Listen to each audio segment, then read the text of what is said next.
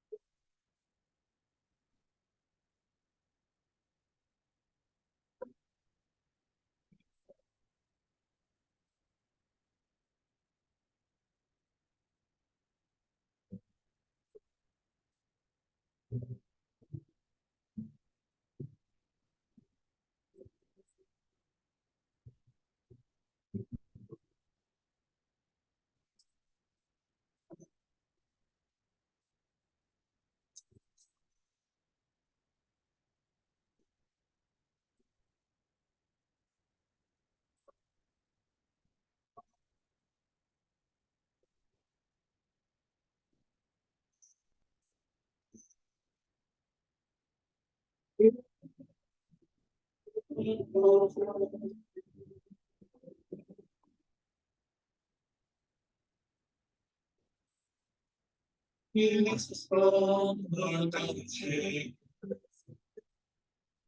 need your grace. We need your grace.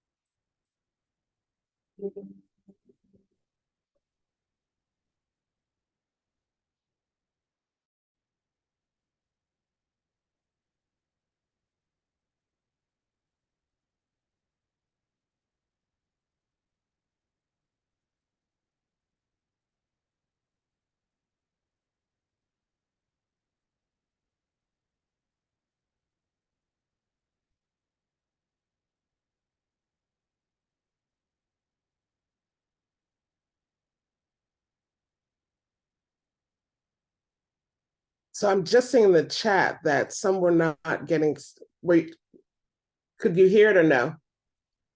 It was going in and out, okay. Let me see here.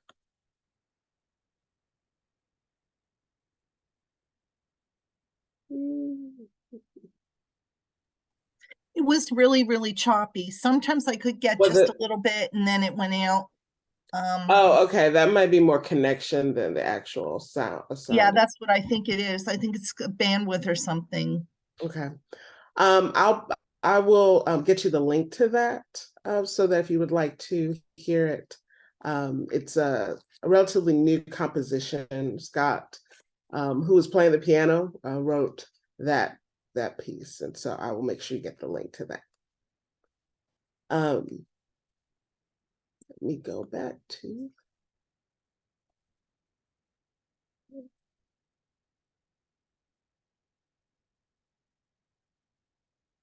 Hopefully you can see that. Would someone read this slide for us?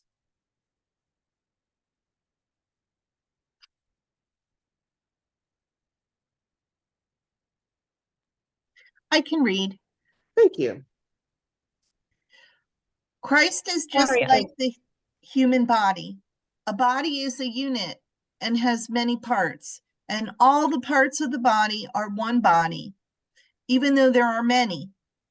We were all baptized by one Spirit into one body, whether Jew or Greek, or slave or free, and we all were given one Spirit to drink. Certainly the body isn't one part, but many. If the foot says, I'm not part of the body because I'm not a hand, does that mean it's not part of the body?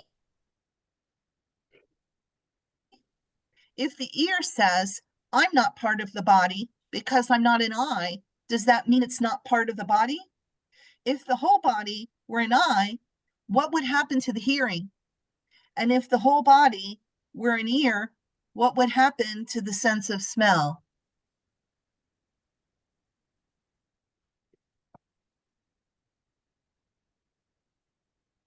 And would someone else read this slide? I'll read it. But as it is, God has placed each one of the parts in the body just like he wanted. If all were one and the same body part, what would happen to the body? But as it is, there are many parts, but one body. So the eye can't say to the hand, I don't need you. Or in turn, the head can't say to the feet, I don't need you. Instead, the parts of the body that people think are the weakest are the most necessary. The parts of the body that we think are less honorable are the ones we honor the most. The private parts of our body that aren't presentable are the ones that are given the most dignity. The parts of our body that are presentable don't need this. And this last slide, will someone read? I'll read it. But God has put the body together, giving greater honor to the part with less honor, so that there won't be division in the body, and so the parts might have mutual concern for each other. If one part suffers, all the parts suffer with it. If one part gets the glory, all parts celebrate with it. You are the body of Christ and parts of each other. Thank you. So I ask you to ponder for a moment, what do you bring to the body? What unique gifts or interests or skills or even curiosities, or what do you particularly pay attention to? What do you bring that is uniquely you to the body when you gather in worship, when you gather as a faith community? And if you have thoughts you would like to share, you can come off of mute and do that, or you can also put it in the chat.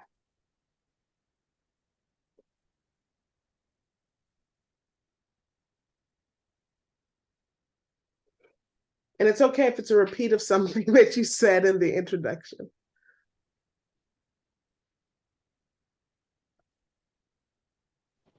Well, Trish and I run Zoom, and it means a lot to us to include the people from home and,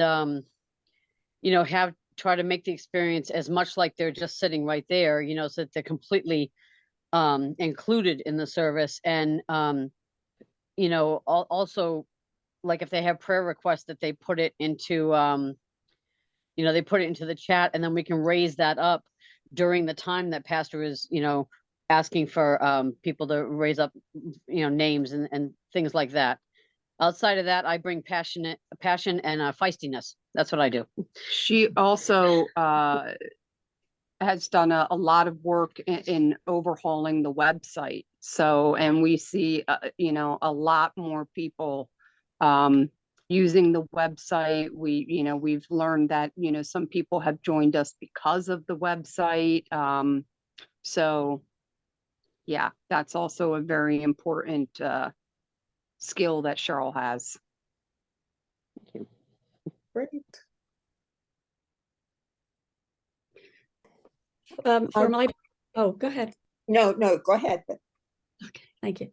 For my part, the thing that really interests me and the gifts that I've been given, even as a child, and I think we probably all have this because we're here today, have had this situation.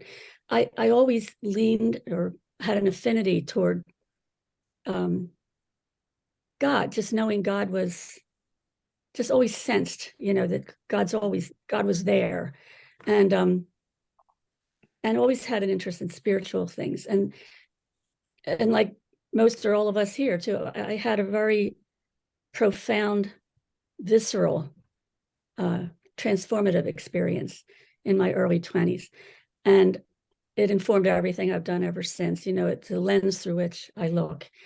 It involved Jesus because I grew up Catholic, actually. And so my orientation was that. But it also opened, even back then, it opened me to embracing, it was the oneness of it all, and reading other religious traditions and seeing that there's a pearl in every one, and it's the same pearl, it's the same core. And so I have I'm certified in religious studies. I taught religious studies. I've served in the past on a ministerial board in Minnesota. with the organization I was involved in there. I was a teacher. I was always a teacher, and I've given sermons, and I always, having grown up Catholic, women could not become, we couldn't be priests. Mm-hmm. So, and I always thought about it, but then, I had my family, my children and so forth, and I never did go back to ministry school, but I've always had that leaning. And so I'm also a writer. And so I've been given the gifts. It's all, as we all know, they're given to us, and we choose to cultivate, or we don't, whatever, but I have those gifts. So the writing part has not been hard for me to do what I've been doing, right now in this interim period for us. And I think that's what for me, it's the gift of the Spirit. I really, it's broadening the spirit of it so that it, as some of you said, it doesn't become a rote experience every Sunday. Even if there's a pattern, I think a pattern can be familiar, for a sequence, but to change it up and to move forward, and the pattern can change, So I think that the spirit part of it for me, the constant mindfulness of God in it all, in every part, just like the body thing, that in Corinthians, that we all have that part to do, even, cleaning up after fellowship, it's all part of it. That the Spirit to be in all that. And then the writing part, just because, and speaking, because I've been a teacher. I think we all, you get familiar with being in front of people. Great. So thank you. Other gifts, what do you Charlotte? I think God has called me to be very compassionate. I oversee our prayer chain. When people have prayers, they come to me and I send them out in the prayer chain. And I also visit the shut-ins to give them communion. And during COVID, of course, we didn't do much with the homeless, but now I've started up again with our congregation, getting together and going to Pottstown to feed the homeless up there. We work and compassion. 2 different churches we've worked with now up there, because the need is so great. And I'm just always there when there's a need, and my family says you overdo sometimes. But if there's a need, how can you say no? How can you say no? Thank you. Other gifts, again, you can put them in the chat. I see a hopeful and thoughtful word from the pulpit, hopefully. We always hope, right? So just as Paul says in the letter to Corinthians, to a church that at times became competitive over gifts, envious over gifts, weaponized gifts, even the gifts they were given, exalted themselves as if they had the gifts on their own for their own benefit. Paul reminds them in 2 letters, but particularly 1 Corinthians, that the gifts do come for God and they come for the benefit of the whole. And so in this passage, where he's talking about the church as the body of Christ, reminding that as we affirm in the United Church of Christ, that Christ is the head of the church, and we are members, and we join then, through tendons and ligaments and the structure and the foundation, and put skin all over it, and we create together, not only within the United Church of Christ, but in the Church Universal. We become the hands, the feet, the embodiment of Christ in the world. And so our worship is the way in which, in many respects, that we provide a reminder to ourselves of that, but also a demonstration of that in the way that we relate in community to God. Gift of multitask, music and training in music, along with the seminary education. Absolutely wonderful. And so as we consider all those things, I think now is a good time to take a break, maybe just a 5-minute stretch break. I have 10:28. Why don't we plan to come back at 10:33, give or take a minute or two, and we will go right into our fourfold order of worship and look at some foundational things.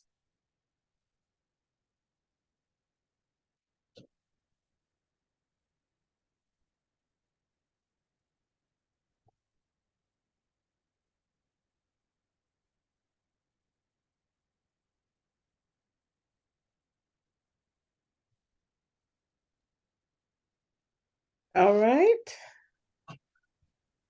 I see that we have a few more comments in the chat about the gifts that we bring, and they all are wonderful and needed.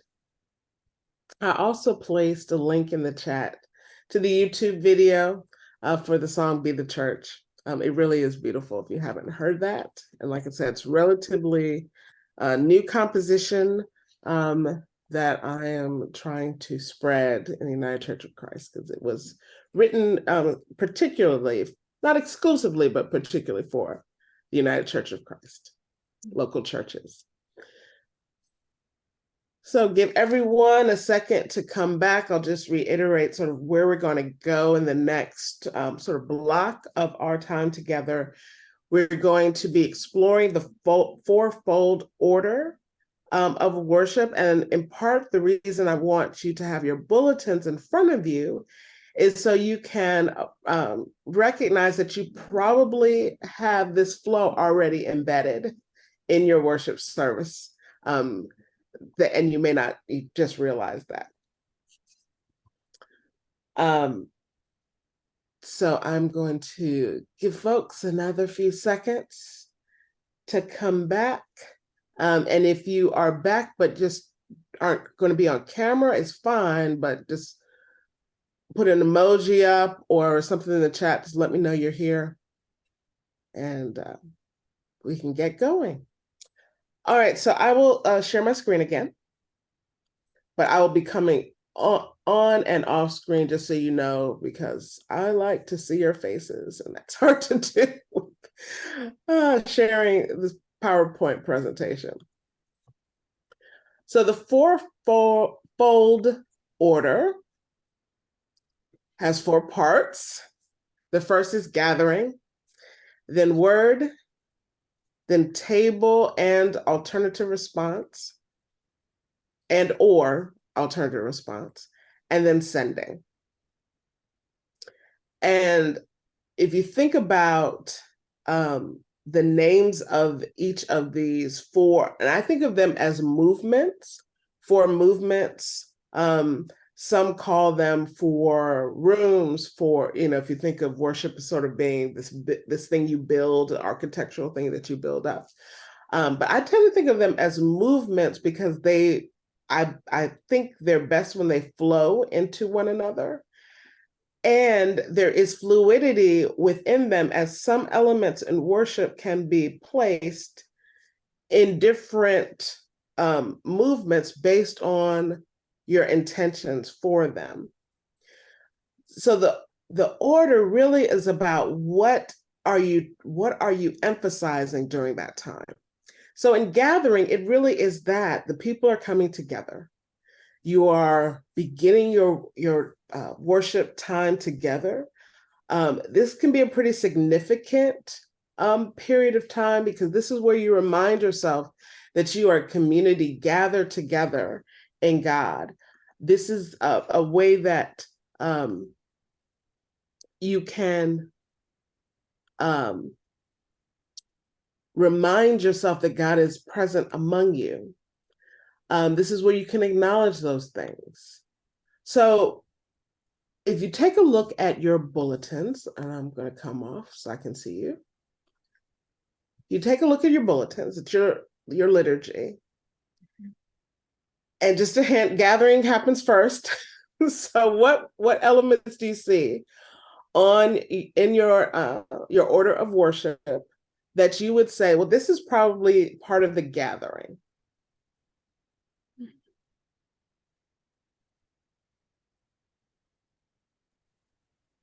We have I've tried to switch over from using the term Cheryl, I prelude. cannot hear you. Oh, it doesn't look like you're on mute, but for some reason I can't. I see you're speaking, but I can't hear you. yeah. Can you hear me now? I can. Yeah. I can too. Okay. If you're on a computer, if you check on the little up arrow next to the mute button, just check and see if you need to change the microphone. I hear her. Yeah, I hear her too. Yeah. Oh, I'm sorry. I don't know what to do now. I'll do both. Can I'll put it in the you- chat. Go out and come back in. Sometimes Cheryl. that works. Yeah. Cheryl, can you hear anyone? Yeah, I hear you all saying I can hear her. Oh, Cheryl, you mean, yeah. Am I the Can only you one hear who any can't of us hear, talk? or is... Mhm. I think you're the only one that can't hear.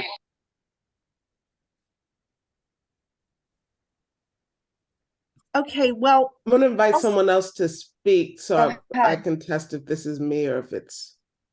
Yeah. You can hear each other, but I cannot hear you. Right. Can Mhm. someone else speak? Oh, Yes, I'm speaking right now. So Oh yeah, no, this is me. Okay. I'm going to come out and come back in. So talk amongst yourselves for a second and I'll be right back.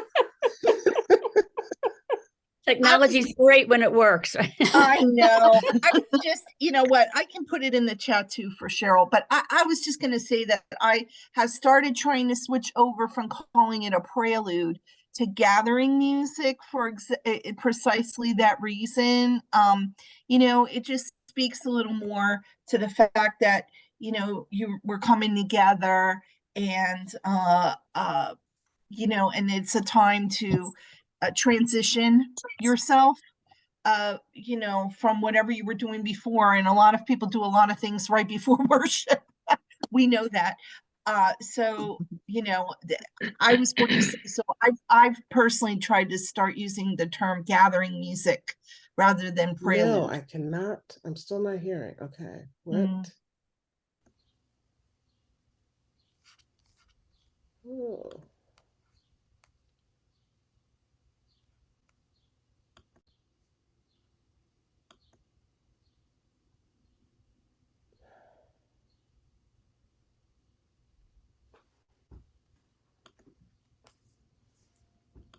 Something came up that she's Okay. muted.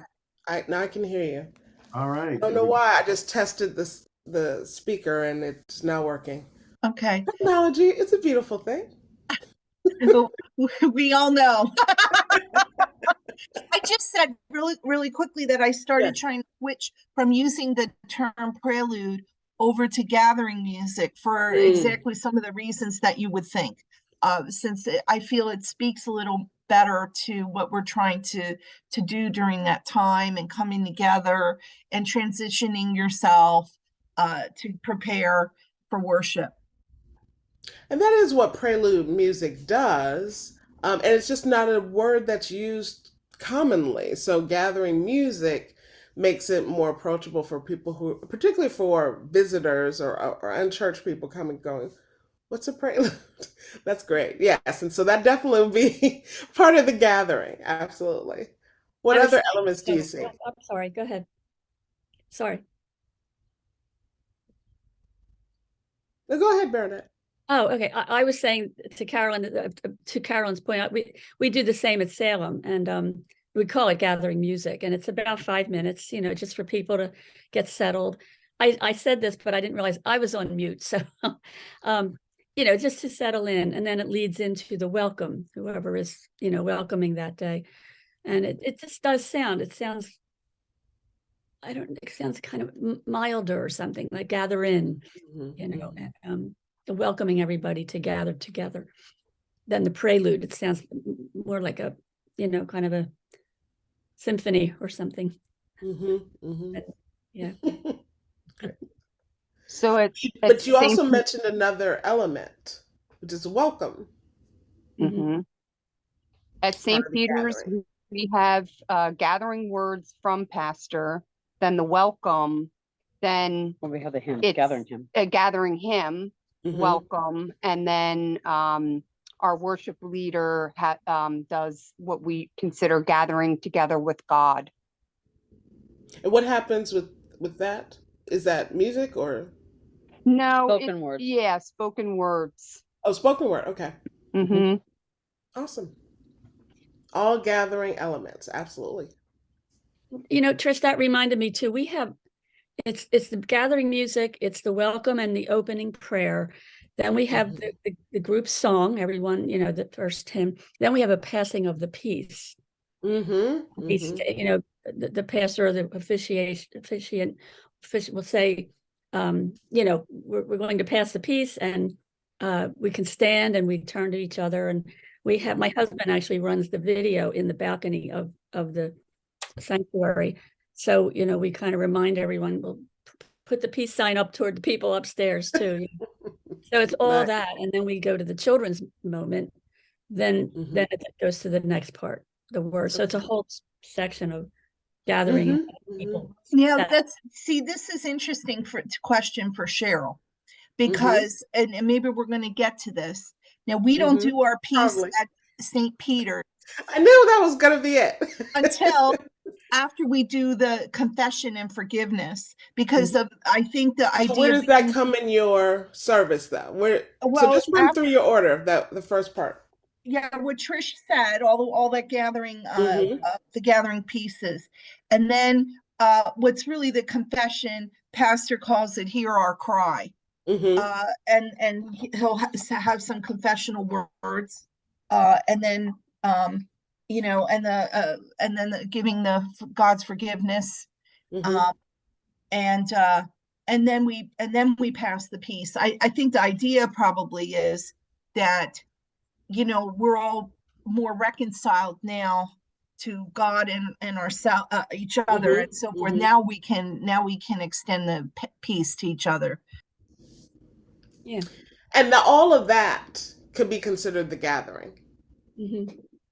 The gathering could, in some faith communities, can be as long an element as any other, because of just mentioning those elements that you talked about and what they accomplish, and how they relate and build upon one another. At the same time, some of those elements could be part of other movements. So, for instance, well, I won't say this. Well, maybe I will. Just for passing of the peace. Passing of the peace can also be part of the sending.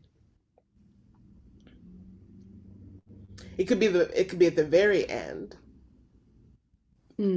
Pass the peace and carry it out. So you pass the peace inside that you then are also carrying out as an action that you're continuing to do as you go out into the world.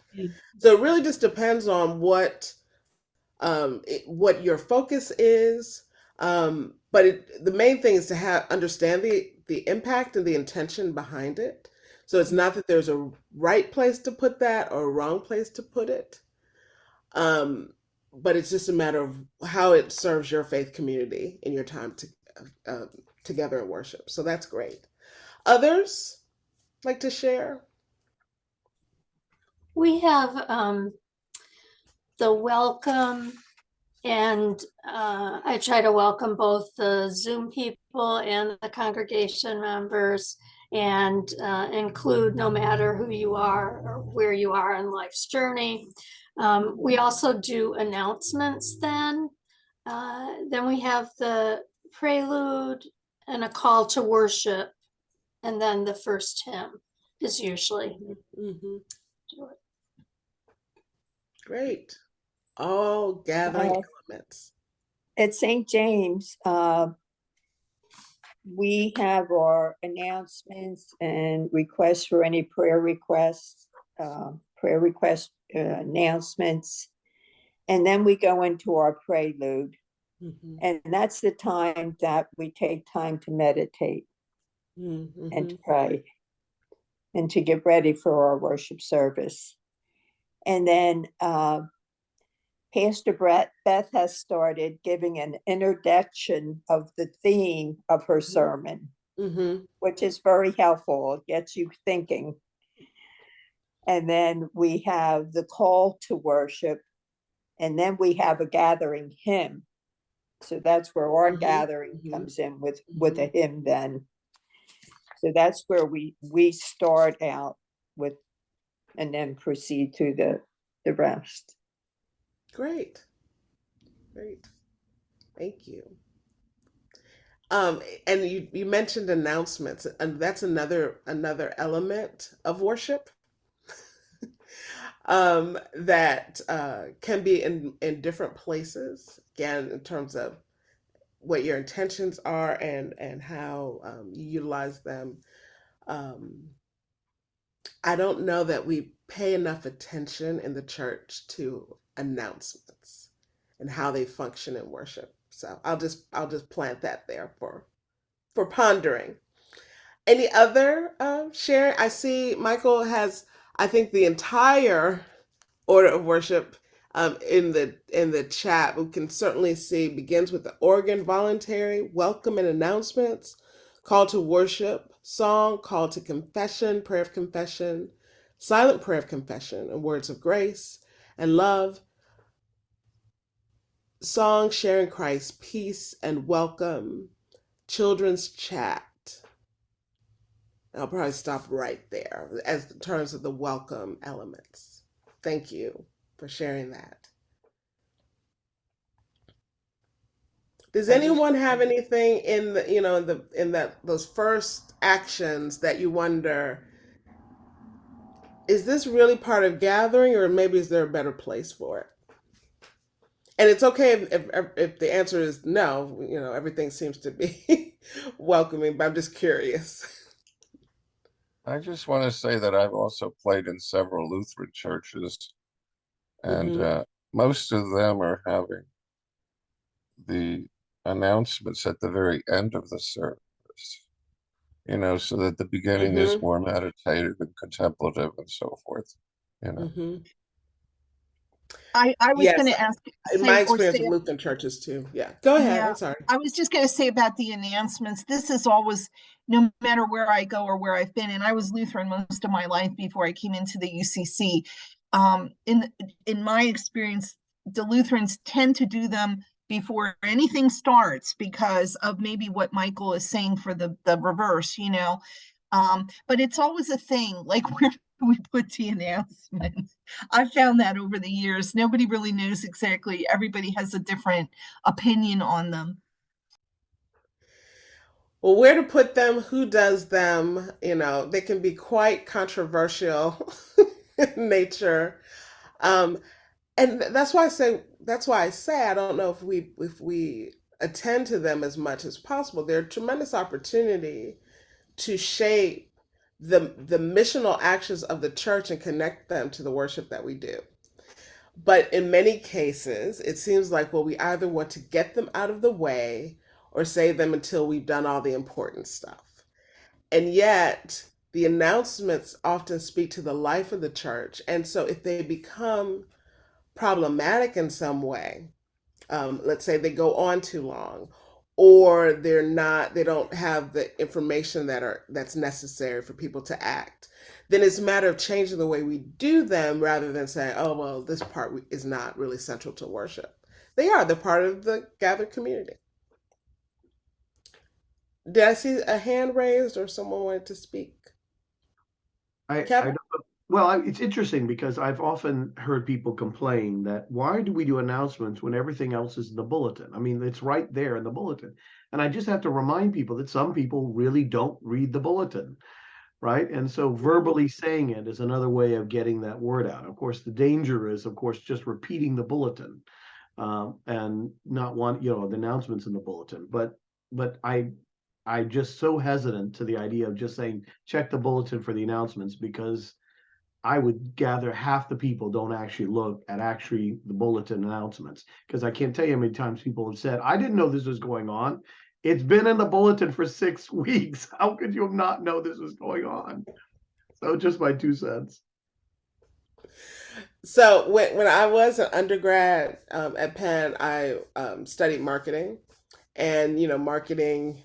One of the things you have to study is communication, and so particularly since I did study advertising, and people have to receive information at least 7 times for it to stick, and hopefully in different ways. So if you can have it in the bulletin for several weeks, you can make the announcements, you can have, in emails or other ways that we can communicate with folks, and you still have someone say, why doesn't anybody tell us these things are going on? That is just the nature, the blessed nature of human community. But but it's also an accessibility issue. You don't know who may have issues with reading, with sight. So it's also accessible to present it in multiple ways, multi-sensory ways in particular. Any other? Yeah. I think it's important, what you were saying. I was talking about, like, switching things up. In our announcements, we were reading every announcement from like the top all the way to the bottom of the page. And by the time you got to it, people were like, they're doing this whole thing and trying to get people to move along, and we start our worship service at 10:15, and sometimes we wouldn't be done with announcements till whatever, 10:30. And again, people aren't listening that entire amount of time. So we did kind of bring it down to, reminding people, like Kevin was saying, to remind people to read it, but also just to talk about like the things that are coming up just in the near future, something that's coming up in the next maybe 1 or 2 weeks at the very most, type of thing. And I also like it, to do it in different ways. I think you got to shake it up, or people, I do document control at my work. And once you put a posting up, after about a month, it becomes part of the furniture and people don't see it anymore. So that's the same type of thing no matter where you go. So thank you. Yeah, you can just do it like the headline, I think, is what we started kind of doing at St. Peter's too.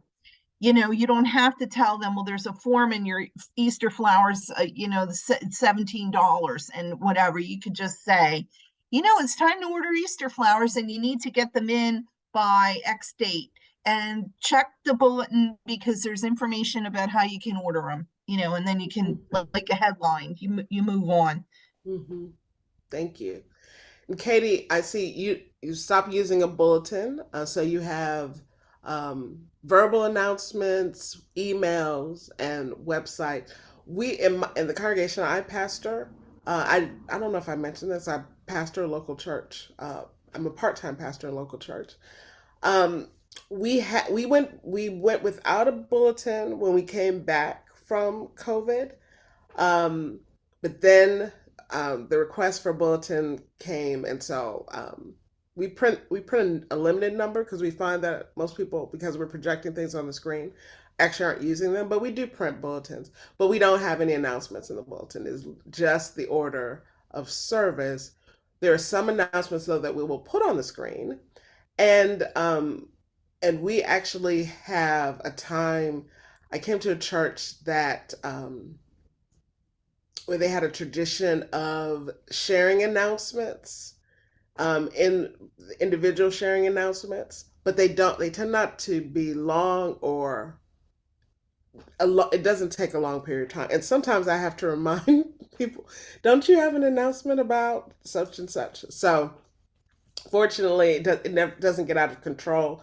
I have seen congregations where that does get very much out of control. And so figuring out the nature of your community, the personality of your community also shapes how you do things. And again, liturgically, there may not be any wrong answer or right answer, but it just might logistically be, yes, let's put it here because it works best for us. And Michael saying that, I'm sorry, real quick, Michael shared in the chat. projecting the bulletin, the announcements, verbally, weekly emails, and monthly newsletters. Thank you. I'm sorry, go ahead, Caroline. All I wanted to say real quick, and other people probably can chime in on this. And the other thing with that is, it reminded me what you were saying. You do have to be mindful of the tech now, that when you're on Zoom, if you're doing Zoom, because it used to be someone stands up in the back and says, oh yeah, we're having a prayer shawl group on next Saturday, and nobody on Zoom can hear them. So this is a piece of this being welcoming to the people who are online. We've gotten better with that at St. Peter's, but not everyone. I would like to see us have a mic that we go around with, so that people can pass it around if they have to say something. We're not quite there, but we at least have gotten to the point where we remember, if somebody stands up and says that, pastor will usually say into the technology, oh, Edie just said there's a prayer shawl meeting next Saturday, and so forth. Yeah, we thank you for that. We do pass a mic, so but some folks think, oh, everyone can hear me. Even people who are presently in the space, if the space is large enough that you need a mic for one thing, you probably need a mic for everything, is my consideration. Again, accessibility, and also one of the things that we did as an exercise when we were setting up after COVID, we went through the sanctuary, even when because we applied and received a grant to upgrade our technology. And so as we were doing that and thinking about what we were going to apply for, we just sort of did a sound check in the sanctuary, just walking around and seeing where there was dead spots and things of that nature for sound as well as visually. And there could be a vastly different experience depending on where people sit. And if people are sitting in places, not because that's where they hear best, but because that is their warm blanket that comforts them, then anything we can do to help facilitate the inclusion, and that it really is a hospitality thing. So announcements are always, whenever I do worship workshops, we end up talking about announcements. But again, just intention and bringing meaning to them. Any other gathering elements or even questions about the gathering? So just out of curiosity, Cheryl, do you think of the gathering as that moment that gets us right before the sermon or the hearing of the scriptures? Is that how you think of gathering?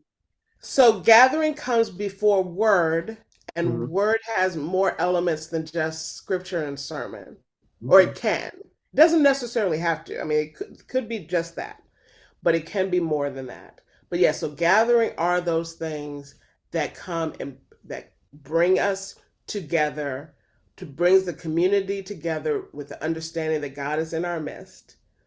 And so, like I said, that may be there may be more elements in gathering than any other place in your service. Even if it doesn't necessarily typically your word is going to be longer because the sermon is longer than a song or a prayer. But it is that prepares you, but not just, it's not preparing you for the sermon. Let me say that. It's preparing you to be gathered as a community. And if you're already an established community, it is connecting you to this moment of being gathered in the presence of God as a community. So let's go to word and talk about what's in word, since we're sort of segueing there. And I've mentioned a couple of elements: scripture, sermon. What else might be? And word means the proclaimed word. So in my bulletin, right before the scripture starts, we have a stewardship moment every week, whether it's something that the pastor picks and puts in there, or we have somebody from the congregation says something along the lines of what the stewardship in the church means to them. Mm-hmm. So I don't know if you would consider that in with the word, or if that would be in the gathering then. But it's right Is before that the done? scriptures are read. It sounds like it's done in the form of testimony. If someone from the congregation does, yes. Okay. Now, what if the pastor does it? Does it change? She just reads like like an excerpt from like a quote or something along those lines. Mm-hmm. Yeah. It sounds like it's part of the word, because it's proclamation. So testimony, while it's not, I mean, I think of the Bible as testimony. Like it is the testimony of a particular people's relationship with God that's transmitted to us with eternal significance. So for me, that's proclaimed word, and even in a quote or something that is pointing to some revelation, I consider part of the word. So I would consider that part of the word. Cheryl, would a scriptural reflection be part of the word? So tell me a little bit more. I mean, it sounds like it, but tell me a little bit more about what So that. the scripture readings, and then pastor usually pulls a reading from some piece of literature, like our last bulletin, it was from the daily devotional. There's Mm-hmm. always trouble in the church. Mm-hmm. Yeah, so I was just curious whether or not that's also considered to be part of the word.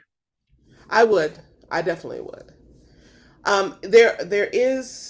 There are some things where something that's done in response to the word actually is in the next section, but that a reflection on the word itself really is amplifying it versus responding to it.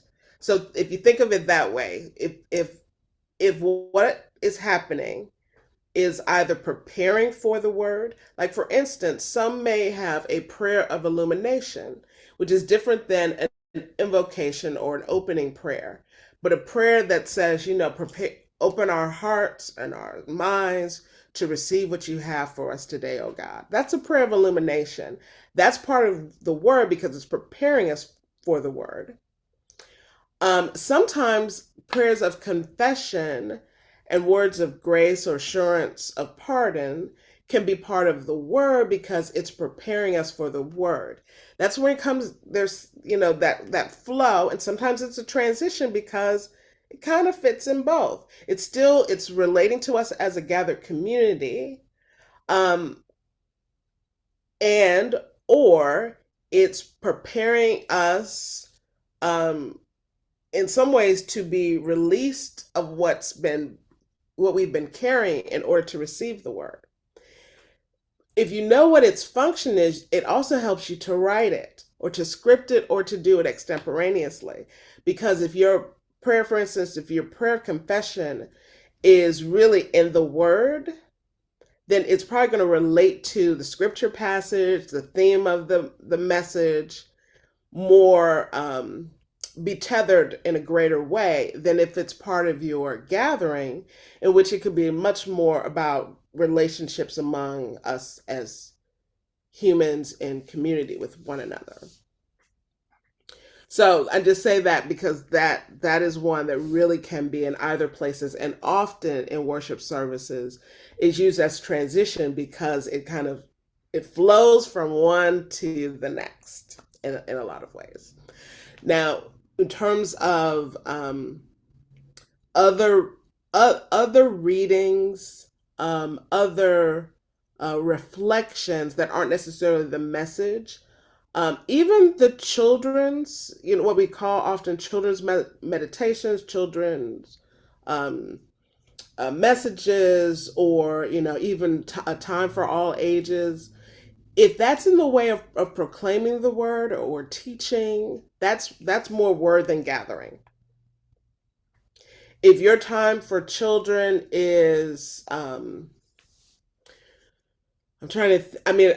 it's really more word than gather. I mean, I would have to really have a case made for it to be gathering, because typically it's a message. Now, if your children are participating in doing something that gathers, that's a different thing. But if it's a message towards children, that's really part of the word. I hope I'm making sense. Question, Bernadette, you are on mute. Going off. I keep turning it back on, and then somehow it just turns off. I don't know why.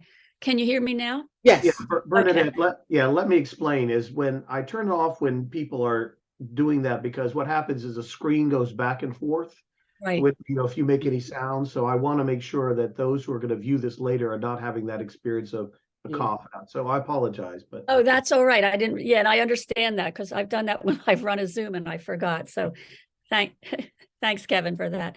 No, Cheryl, I was just going to say, you just got to my question, because we have, after the passing of the piece, we have the children's moment, and the pastor, or we've had an intern with us.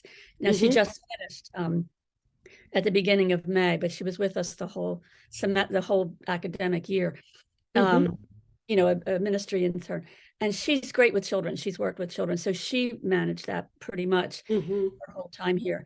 And both she and our pastor are great at doing this, you know, because what they do is what you said. They talk about the scripture in children's terms and kind of lead the children to understand what's going to be said. And so that's what my question was, would that be part of Word? And yes, you answered it. So I just made a line there to bring that as part of it. And the children often, you know, if they're young, we do have Sunday school, so they don't really hear the word read in church. They go downstairs, but they've heard it through that moment. So right. In that context, yeah. Okay. Thank you. That's great. Other elements of the word. Oh, I think I was trying to give the so if it's proclaimed, if it amplifies a proclaimed word, then typically, or if it's really if it's sharing the word in a different way, then that's word. The next element is table, communion, or response. If it's a response to the word, then it no longer becomes word, and it moves to that next movement. So, which definitely those two can flow very seamlessly together, or they can be, you know, market changes. But typically in mainline Protestant churches, the word is central, and that's not necessarily the placement of it in the service so much as, because you can have the word be central and the sermon be the last major element that you do, and so you might have communion before that, but then communion is serving a different function. Communion can actually be part of your gathering if you have it early in the service. Then it's not a response to the word. Which means you need a different response to the word in order to fit this order. So, any other elements that you have questions about in terms of being in the word before we go to the response to the word? We have a prayer of reflection usually. We have the scripture reading, children's time, which I try to pull something from scripture, and then a prayer of reflection, and then the message, although sometimes we've got the second hymn right before the message. And I'm wondering now if that is more a response and should come after the message usually. So you can have a hymn within the word if the hymn amplifies the word. Okay. So that's when, you know, there are those who, in terms of music choices, where every song has to relate to the theme. That's That's preference. But in terms of if you're going to have a song within the word movement, that song has to amplify. So that song may serve to prepare for the message, and that can be beautifully done. And so it helps people to get a sense of what they're about to hear, so that it works with the message, and the theme of the message, I should say, because all these elements in and of themselves should have their own importance. So it's not that when we say the word is central, I'm not saying the sermon's the most important part of the even though I'm a preacher and I love preaching, I'm not, because people encounter God all throughout the service, and some people, it's not in the preach word, it is in the song, it is in the prayer, it is in the passing of the peace. I mean, it's all of these elements. But when I say it's central, I mean that that's what the response is the word. That's what we prepare for, and then that's what we respond to, so that the word does need to have some response. But you can have a song, or even a prayer of reflection. Mm-hmm. I'm imagining that prayer is still allowing time for the word to marinate, so that it's more similar to a prayer of illumination than an actual response to the word, based on the way you laid out the order.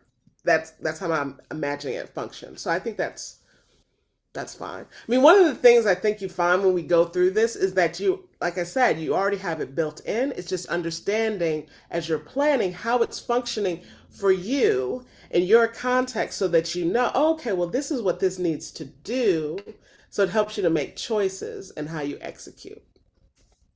I'm so glad you're lifting that up, Cheryl, from the music side, because I do generally pick the hymns, and sometimes pastor will weigh in on something, but I find that is something that most lay people need to maybe add more clarity on. It's not just picking your favorites. Right. I mean, you can do that, here and there. Sure, if someone is stepping in and they want to do that, but especially that middle hymn, whether you have it prior to the sermon or you have it after. Ours is before at St. Peter's, but that's the one especially that should tie to the theme of the day. And I know someone talked about how their pastor started talking about the theme of the day at the beginning of the service. I mean, I think that's really important. I would just lift that up for learning. If you haven't been exposed to that middle hymn is really the one that's key in the planning. But it's also true that music should serve the function of the movement that it's in throughout. So for instance, a common hymn, "We Gather Together," like, it's obvious, right? Where that song goes. You probably would not use that as your sending song. "We gather together," like, wait a minute, why didn't we sing this up top? Right? So think about that, and you can incorporate your favorites. But what I would do, like, particularly as laypersons, and perhaps you're planning music and you don't necessarily have a background, and we're going to talk about music in general, a little bit, some tips and things for lay people at the end. But but just in case I don't want to forget this idea about the list of favorites. Well, gather a list of favorites and then categorize them. Make yourself a list and say, well, and look at each hymn and read and say, well, is this a gathering? Is this one that's really talking about us being together? Is this one, and not just gather in terms of we gather together, like, it doesn't all have to be that, but if depending on the placement of your song, if it's around the period of confession, well, maybe "Blessed Assurance" is one that you could use in gathering, because it goes in with the words of assurance, or words of grace. so you can look at them and say, well, where can I use them? And a lot of songs can be used in multiple places, but there are some that really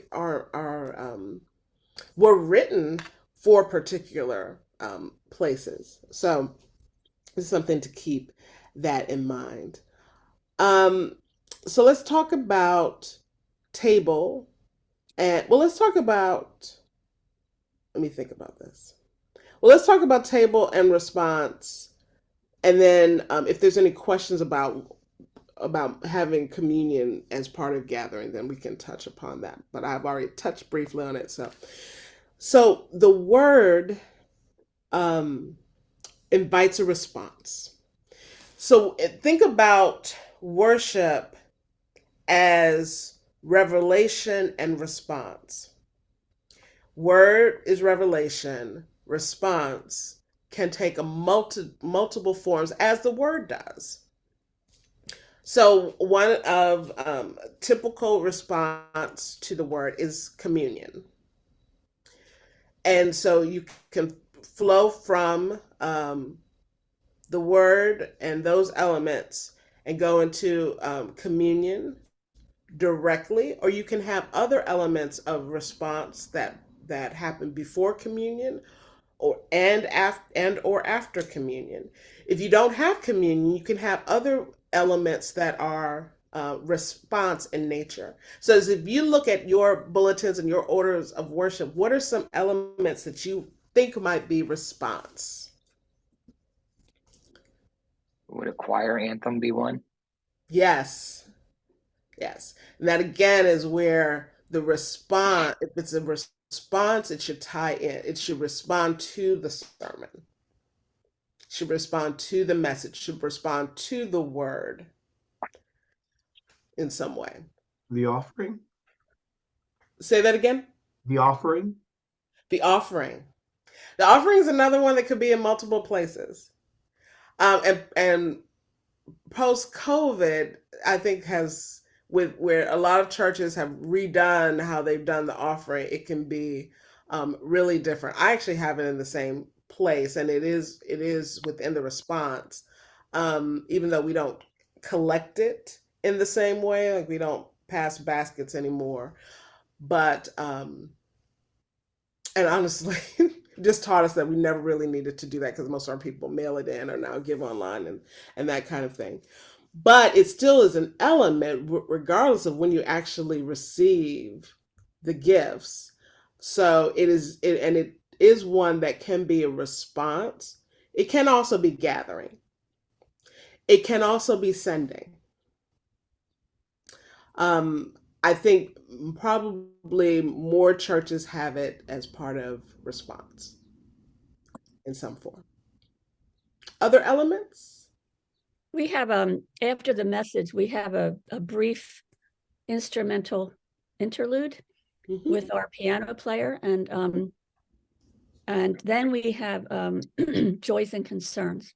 And we have one of our main usher brings the mic around, and people share joys, ask for prayer for concerns, and then we have our invitation to generosity, and so and a prayer of thanks that follows that.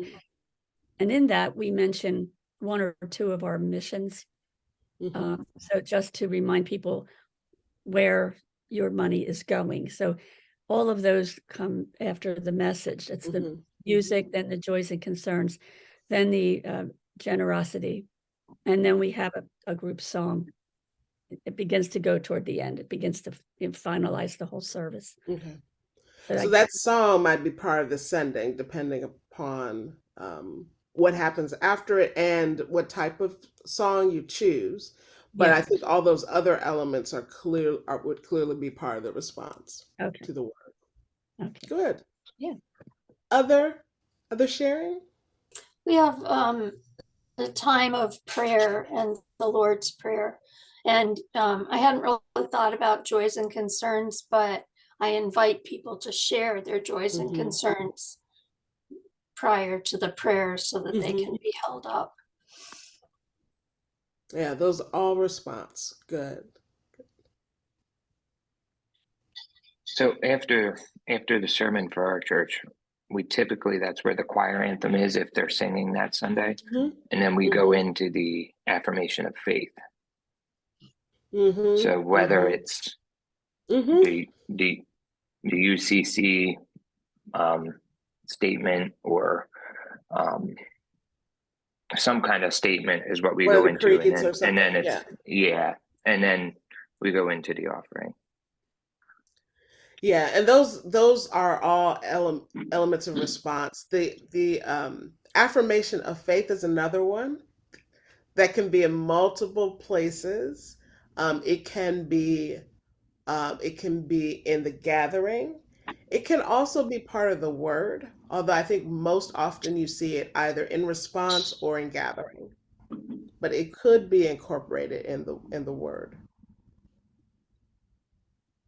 Again, it really is more a function of how it functions in your community and in the flow that you have of your worship. And I think sometimes, let me say this, sometimes because one thing that came up a few times in terms of the hopes or the descriptions was, worship becoming stale or things of that nature. Sometimes it may be because the flow isn't. I mean, there could be a number of reasons for that. It could be maybe having more voices, more participation could be part of it. So it's not on one person and how that one person their energy is. But it also can be that the elements themselves need revisiting because maybe they aren't functioning in the way they're intended, or that maybe they need to not necessarily be eliminated, but maybe they need to be moved so that when the flow is better, then the energy and the building up in work that can happen in worship. And I'm not talking about like stylistically, but that in this flow you're building to something in order to go out. Changing the placement of an element can make a big difference, so that you're not necessarily taking away what's beloved, but maybe saying, well, this might be a better place for that. It can also be just doing it in a different way as well. Any other thoughts on response? I've noticed that several UCC churches do not have affirmations of faith and do not have creeds. Yep, that's right. Mm-hmm. Yeah. That is true. Worship in the United Church of Christ is highly varied. Highly varied. And because it can be. I think that's one of the blessings of having the local church as a primary unit, that and it doesn't necessarily mean that there isn't an affirmation of faith, but that perhaps as a liturgical element, it doesn't have the same meaning that it does in another congregation, and other elements might. For my part, I introduce and pause elements depending upon liturgical season, depending on theme. So, for instance, the prayer of transformation and new life, and otherwise known as confession, I do throughout the season of Lent, and along with the words of grace. Throughout the season of Lent, during Easter, I pause it. And then depending upon the themes that I'll have, I may introduce them sometime after Pentecost. But I tend to have them, tied to the season. And I may change what I call it. So maybe I refer to it as a prayer of lament, and it gives it a different tone, and it functions in a different way, and that's tied to the season, but it still somewhat occupies the same space, but it's less emphasizing personal reflection, but more crying out for the sins of the world, if you will, the brokenness of the world. Can I Go ask ahead. you a question about that? It is a Yes. perfect lead in for this question. So Sure. I guess specifically when you were talking about the response, we've got people that just love to use the doxology at St. Peter's. And I know that's a holdover. It's a very old school kind of a Yeah. thing. When I first started there before COVID, we also used to do a Kyrie. And if you do them, and now the Lutherans, that's a whole other thing. But I'm just going to say, I was glad that at some parts during COVID, we got rid of the doxology. When you do it every week, it is so boring. But I understand people really like it. Now this gets into this. I love what you just said about maybe timing these things, that certain times of the year you do one thing and certain times you do it other ways. That's a great way to handle it. But I guess the bigger question, because there's holdover from the old, a lot of churches from the old ENR, and they're a lot more like the Lutherans. So they have these elements that are holdovers, but when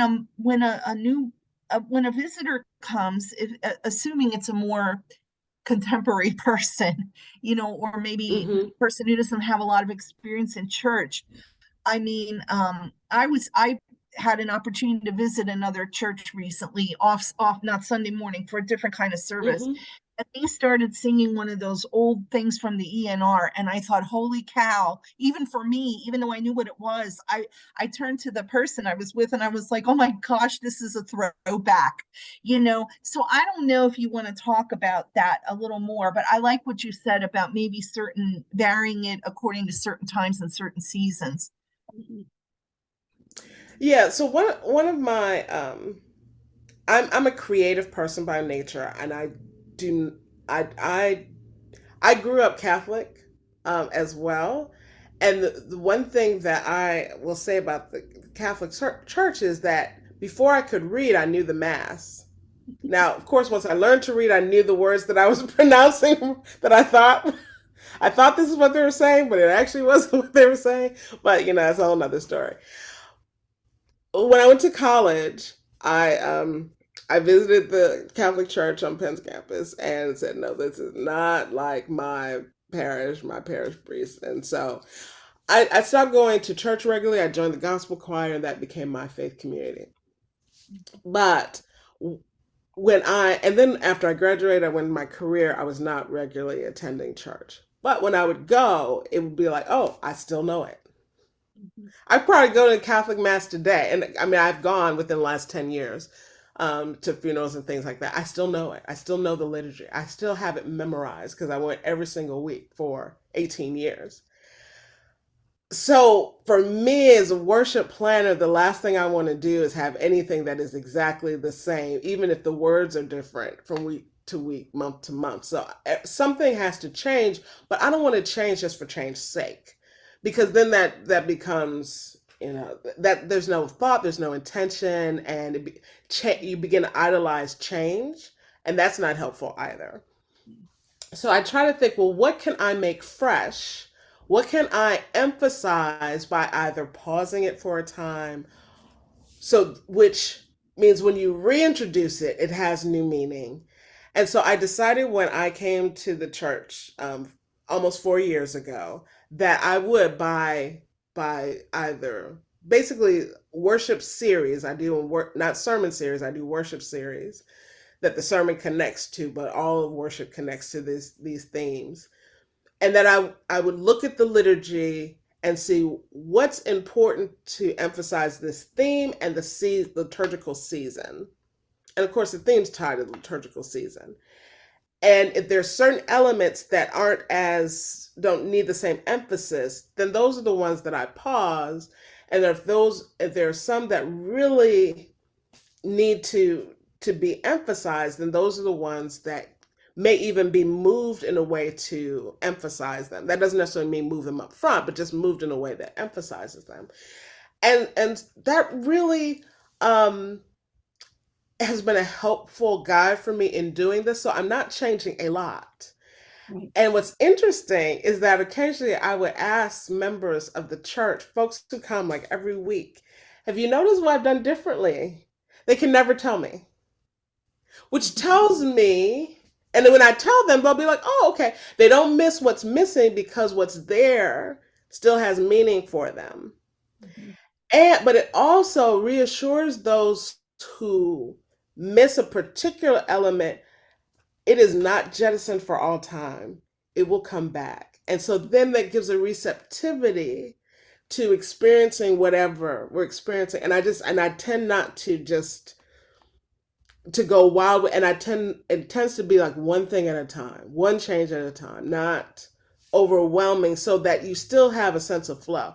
Now, I am still the pastor who, on a Sunday morning, if after I preach a sermon and we're supposed to sing a song, but I feel like where I'm ending, we need to have communion, I will change it on the spot.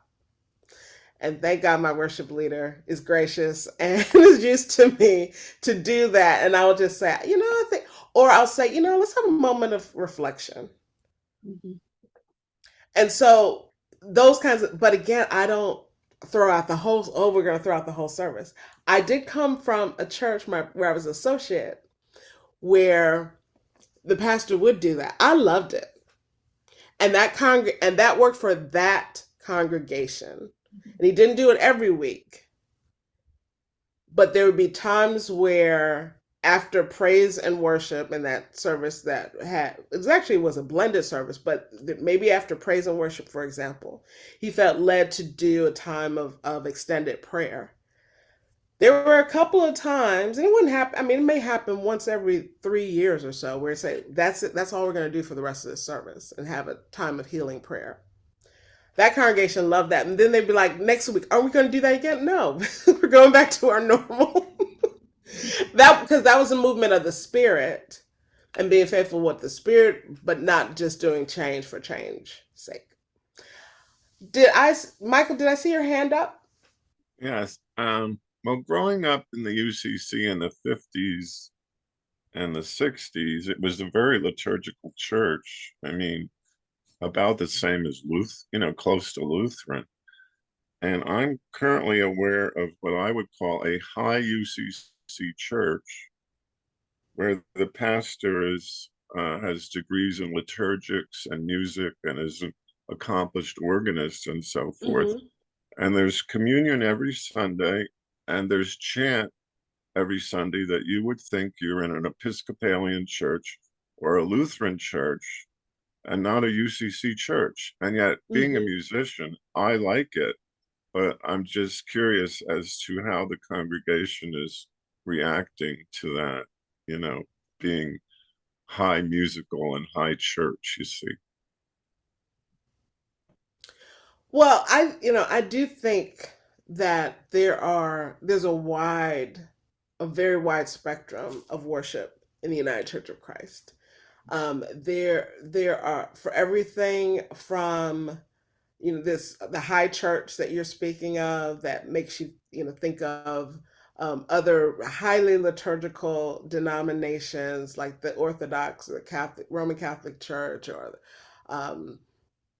Anglican, or Lutheran isn't necessarily quite that hot across the board, although there are definitely high church Lutherans and Presbyterians, all the way to Pentecostal, free church, liturgy. I tell people all the time when they're talking about the United Church of Christ, there isn't a way that the UCC does it. UCC does it in all ways. Like, there are so many variations, and as we have more and more churches, even particularly new church starts that are experimenting with liturgy. And not necessarily new church starts, but like messy church that's built around doing crafts in worship. People who do service projects with worship, or who go out and organize and do activism and incorporate that with worship. There are so many different ways, and I think that's one of the beauties of the United Church of Christ, is that you can have that wide range that you can customize to the congregation. And I find that a lot of people are open to these different experiences, and sometimes it's introducing it occasionally in your non-regular services. So the Maundy Thursday service in my congregation is my favorite. It was my favorite in my previous context because it's so different, because we're sitting around tables eating. But there are a lot of churches that do dinner church every single Sunday. So I imagine that church is full of folks who enjoy the high church model of liturgy, and surprisingly, or maybe not surprisingly, a lot of young people respond to some of that, what's called ancient future worship, that taking old forms and injecting new meaning and new life in them, because they're in a world that is so free forming. They crave the structure of that liturgy in that way, and the transcendent feel that can happen. Yeah, a lot of UCC churches have communion from once a month to every week, and again, that's the beauty of our polity, in that we can make those choices that work best for our context. Thank you for sharing. I have Any a other question. thoughts on the? Was there a question? Yeah, I have a question. Sure. So we like to try and get into a lot of I'll say social justice issues, which is harder sometimes for the older congregation members, because they've done things the same way for years, and they don't want to kind of upset the apple cart and things of that nature. We are ONA, an ONA church, but we have other things. We talk, we're going to be doing prayerfully, we're going to be doing a program where we have outside, they put up all the t-shirts for the people that have lost their lives to gun violence. So we're, and these are very passionate things that are on the hearts of some of the people in the church. And I'm wondering, a lot of people talk about the separation of church and state, and like, where do we bring it? Where do we, not talk about politics, but we have to talk about reform and things like that. And where do we bring that into the service? Does anybody have any thoughts, or like, when do they bring it in? Because a lot of times if we talk about it, it'll be talked about by the pastor during his meditation, during the sermon. So I just kind of, is there any kind of experience about that? And where would it be applicable? Would it be in a sermon type of thing, or does it belong somewhere else? Is it a testimony? I don't know, things of that nature, if you could speak to that. So I would say that Jesus was political. The kingdom of God, the reign of God is political. We can't be partisan, but the church is political. Politics, which is the other thing I study as an undergrad, is political science. Politics really is just about how we relate to one another in community. So that's why I say the church is political. Everything is actually political in some respect. So I think it's a matter of how, and I always think of this as someone who is very politically minded, but not necessarily in pushing my views, but having compassion and conversation. So I think that prayer is always appropriate. So pastoral prayer, or joys and concerns, intercessory prayer, is a way that I think, particularly if you're in a context where some may be pushing back, prayer is probably the most accessible way to introduce, because you can pray for a situation without judgment or opinion, and most people are amenable to praying for these issues. I think that they could be part of confession. So you have a time confession, and this, like, for instance, when I talked about the prayer of lament can be lamenting gun violence, can be lamenting the ways in which we don't understand the differences that we have, which covers a multitude of issues. So if you want to begin to introduce things. So if you're not in a place, for instance, where like in Ohio, all the legislation, I'm in Ohio, the legislation that's being proposed targeting trans youth, which is just an abomination. That's my editorial. I wouldn't say that on Sunday morning, but I would pray. I might say that, but my church hired a trans woman as secretary a year ago. So I actually might say that in solidarity and support of someone who is actually in our community and who is fearful. That's another piece, is the ways that you can make those human connections. You can pray for the fact that people feel afraid because they're targeted, but you can also pray for people who feel afraid because they don't understand. So I always lean on prayer. I do think the message, but in the message, and this is about preaching, not necessarily the rest of worship, but if you preach the gospel, and I don't mean the gospel passage, but if you preach the good news, you don't have to necessarily even name something. I have found the lectionary, the Revised Common Lectionary, has never let me down. When there's something in the world that I feel like the church has to respond to those things in the world, because this can't be the only place that doesn't talk about what everybody's talking about. So the preach word has to speak to it, but it doesn't necessarily have to go directly at it. It will be in the text. That the Spirit never lets us down with that. If you're in a context that doesn't use a Revised Common Lectionary, you can always, there's so much in the stories of the people that there will be a story that will relate to whatever it is, whatever message that you're trying to uplift. So I do think in the preached word, yeah, and absolutely, Michael, not everyone, and you don't have to follow the lectionary. I do find the lectionary gives an ordered way to not preach your favorite passages all the time. So everyone follows some lectionary, even if it's their own. And for me, I like using someone else's because there's a certain level of accountability that happens with that. But it doesn't have to. It's in the text. There's something in the Bible that will speak to that. So it could be the scripture. It could be in the children's message, explaining to children who don't understand what's going on in terms that they can understand, and therefore everyone can understand.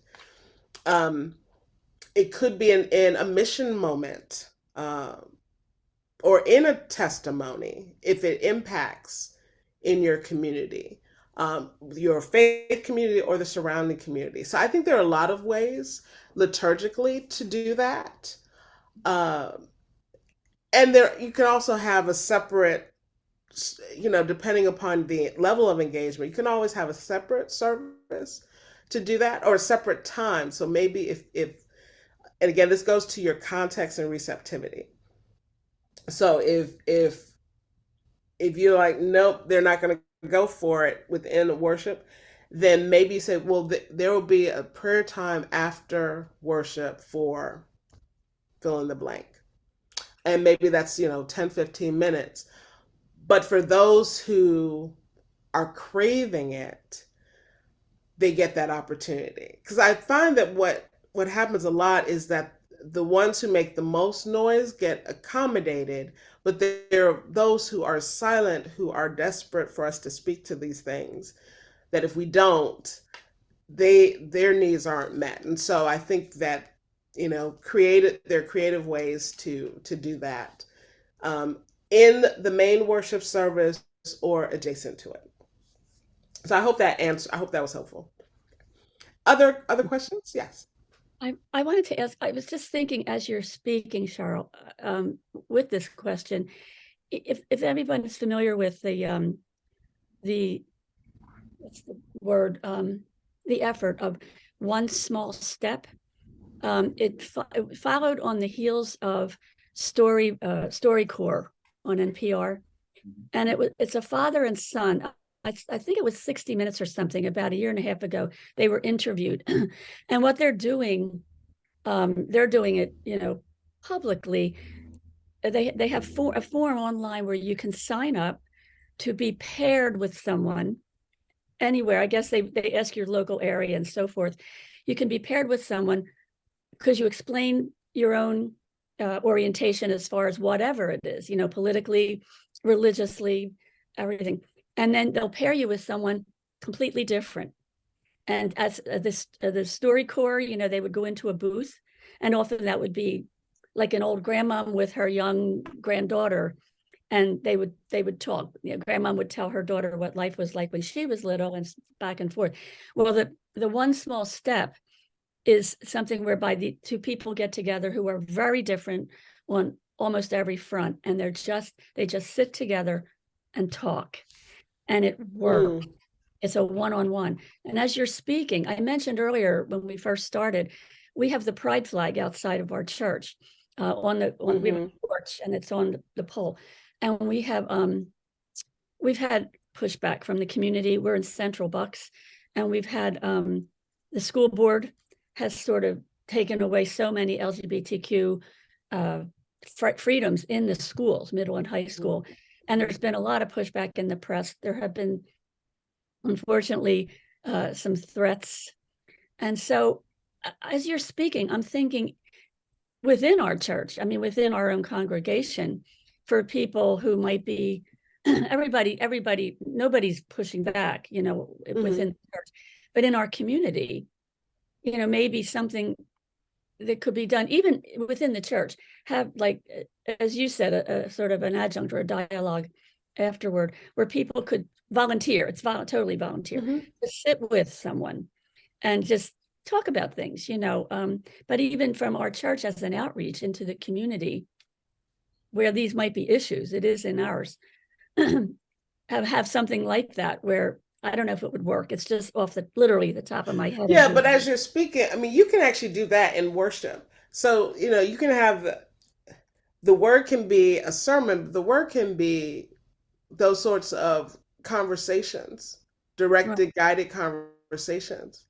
And, maybe you don't do that all the time, but maybe, as some of you talked about filling in for a pastor, having pulpit supply when pastor's on vacation or something of that nature. You can do that. You can have a discussion group. Maybe you bring in someone who gives a testimony, or maybe you share something from a news article or a case study or scenario, and then have people paired up or in small groups. Again, depends on your congregation, and their experience with that. And maybe that time of sharing becomes the central word that is proclaimed during your service. Not necessarily every church would go for that, but a lot might surprise you how many might, particularly, again, if it's not it's not like this is, we're changing it, but we're doing this Sunday. The same way that some churches will do a hymn sing once or twice a year. So the sermon is going to be a discussion for this time, and gives everyone opportunity to and framing the discussion. I'd recommend guiding the discussion, maybe with guided questions, having some introduction to it with guided questions. That centers it in being a prayerful discussion.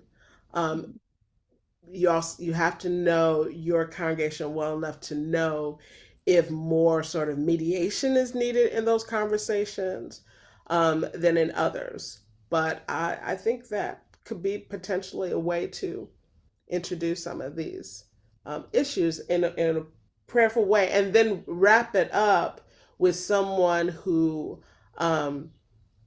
can frame whether you do a big debriefing or not, can frame the conversations in light of the scripture, for example.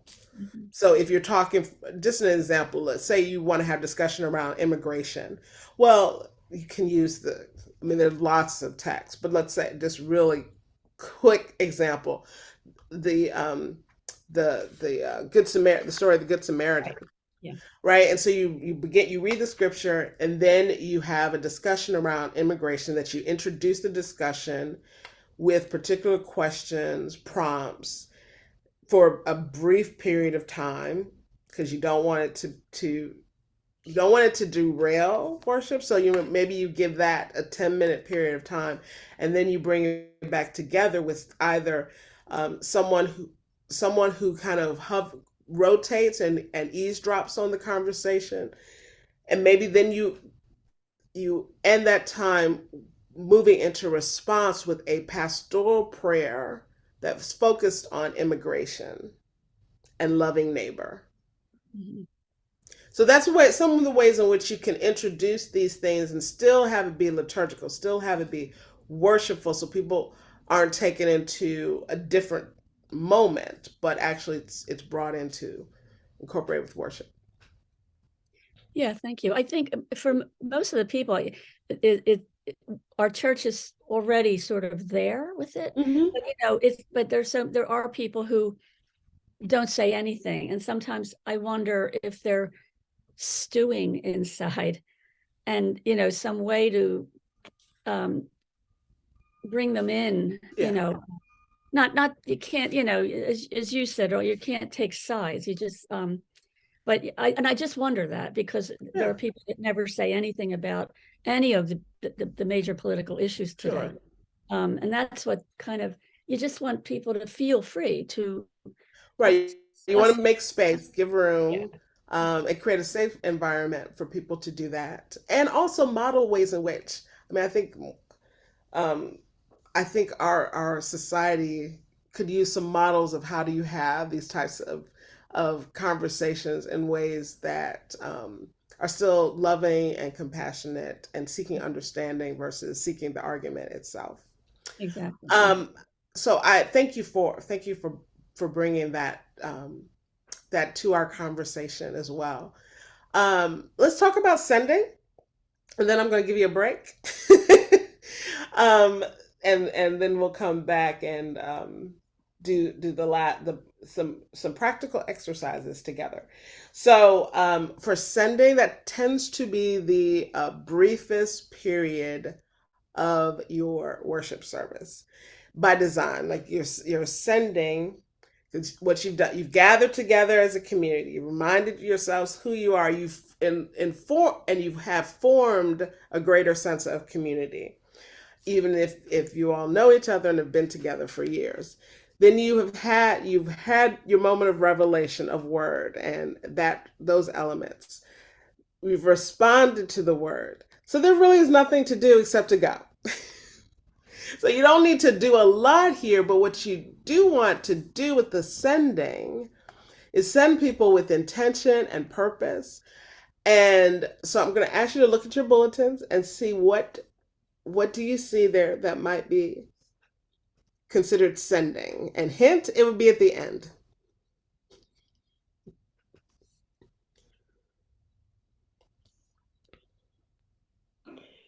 For our church, this is Charlotte. For our church, we have a closing hymn, a benediction response, and then a commissioning. With the commissioning, it's the same every Sunday. The minister says, "Go in peace to love and serve the Lord."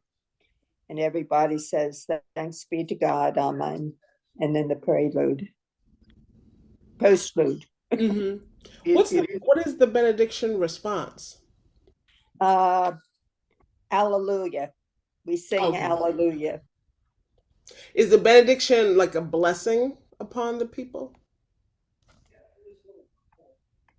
It's a mixture. Okay. She says many different things. Okay.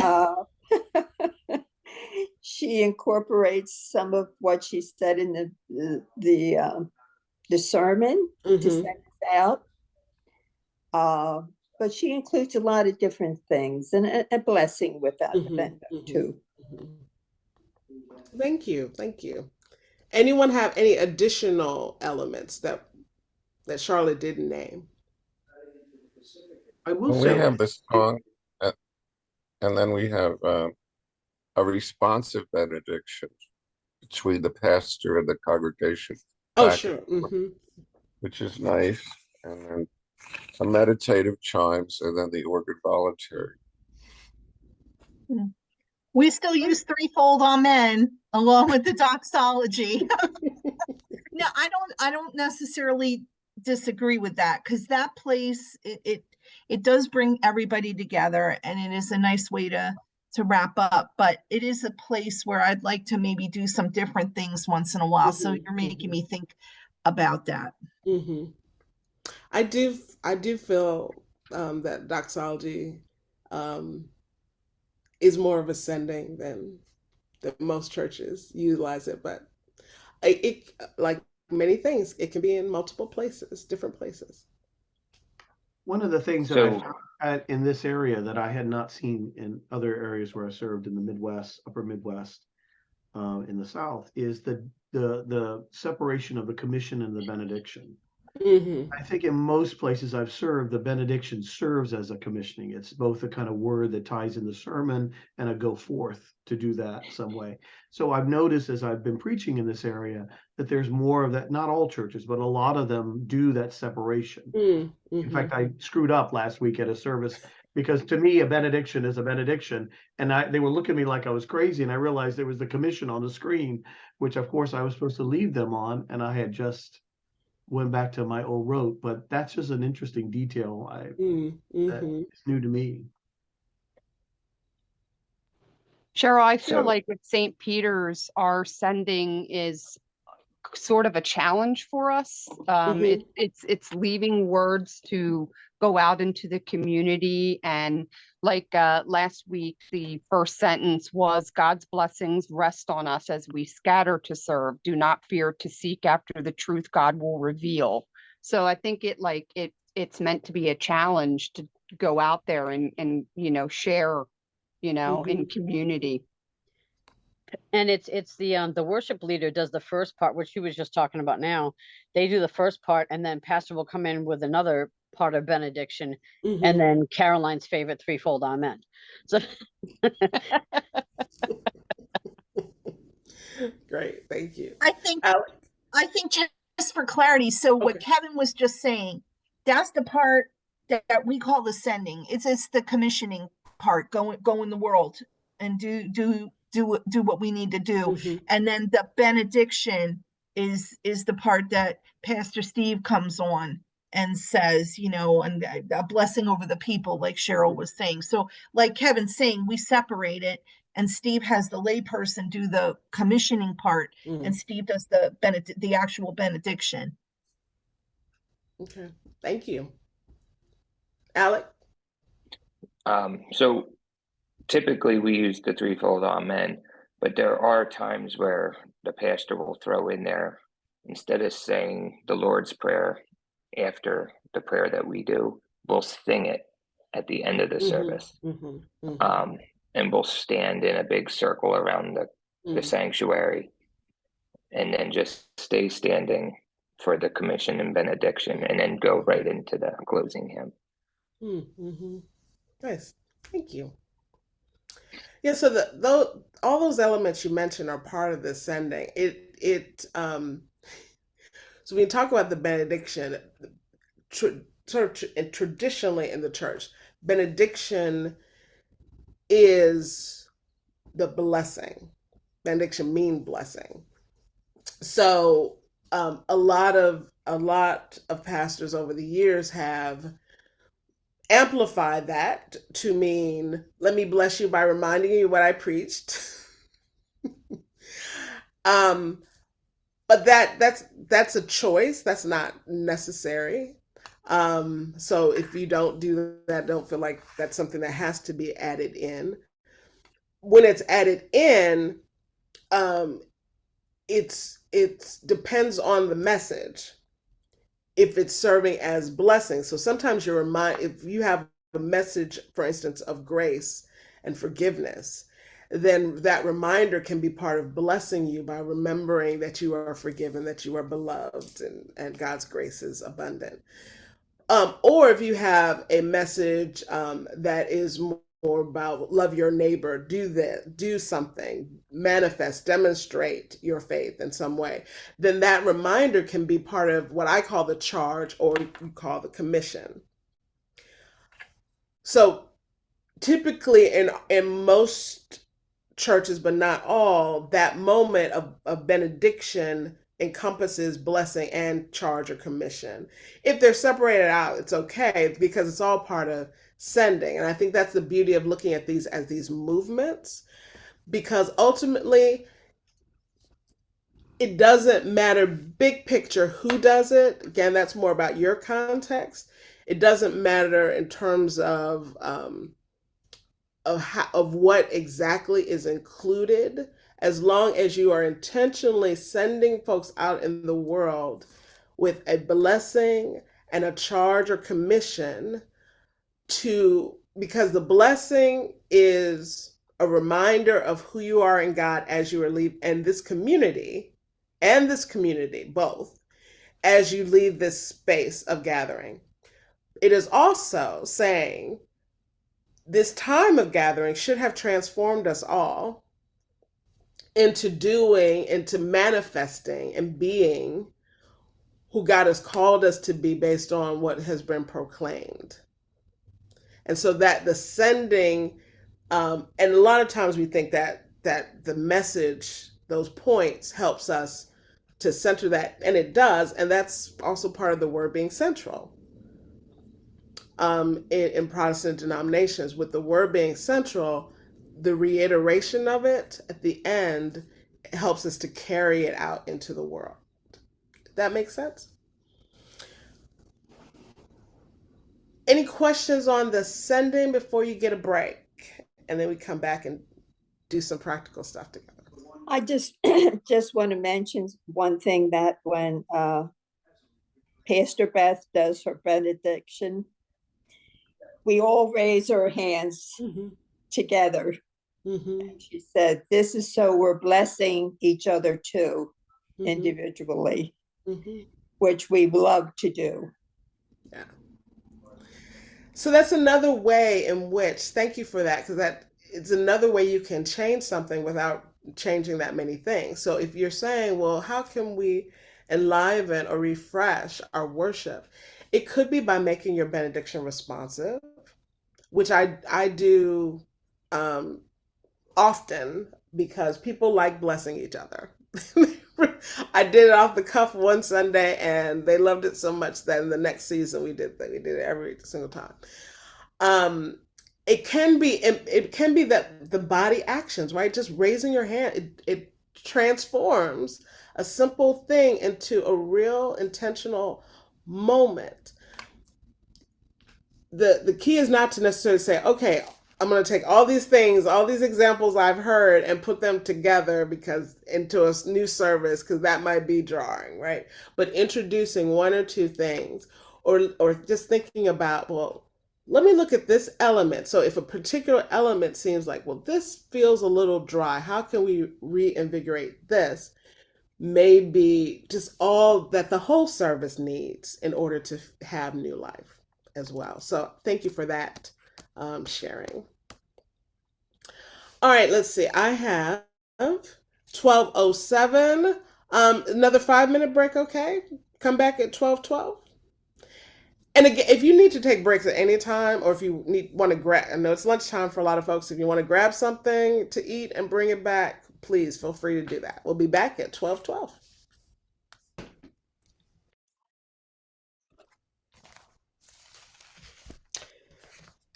So I'm thinking through in terms of what I planned. Most of you, though, come with worship planning experience. So I think what I want, I'm going to pivot a little bit from planning out a worship service, because when I hear you have the elements in really good order, having been exposed to some thoughts about how you might move things, I think that if you want to do that, you're equipped to think those things through.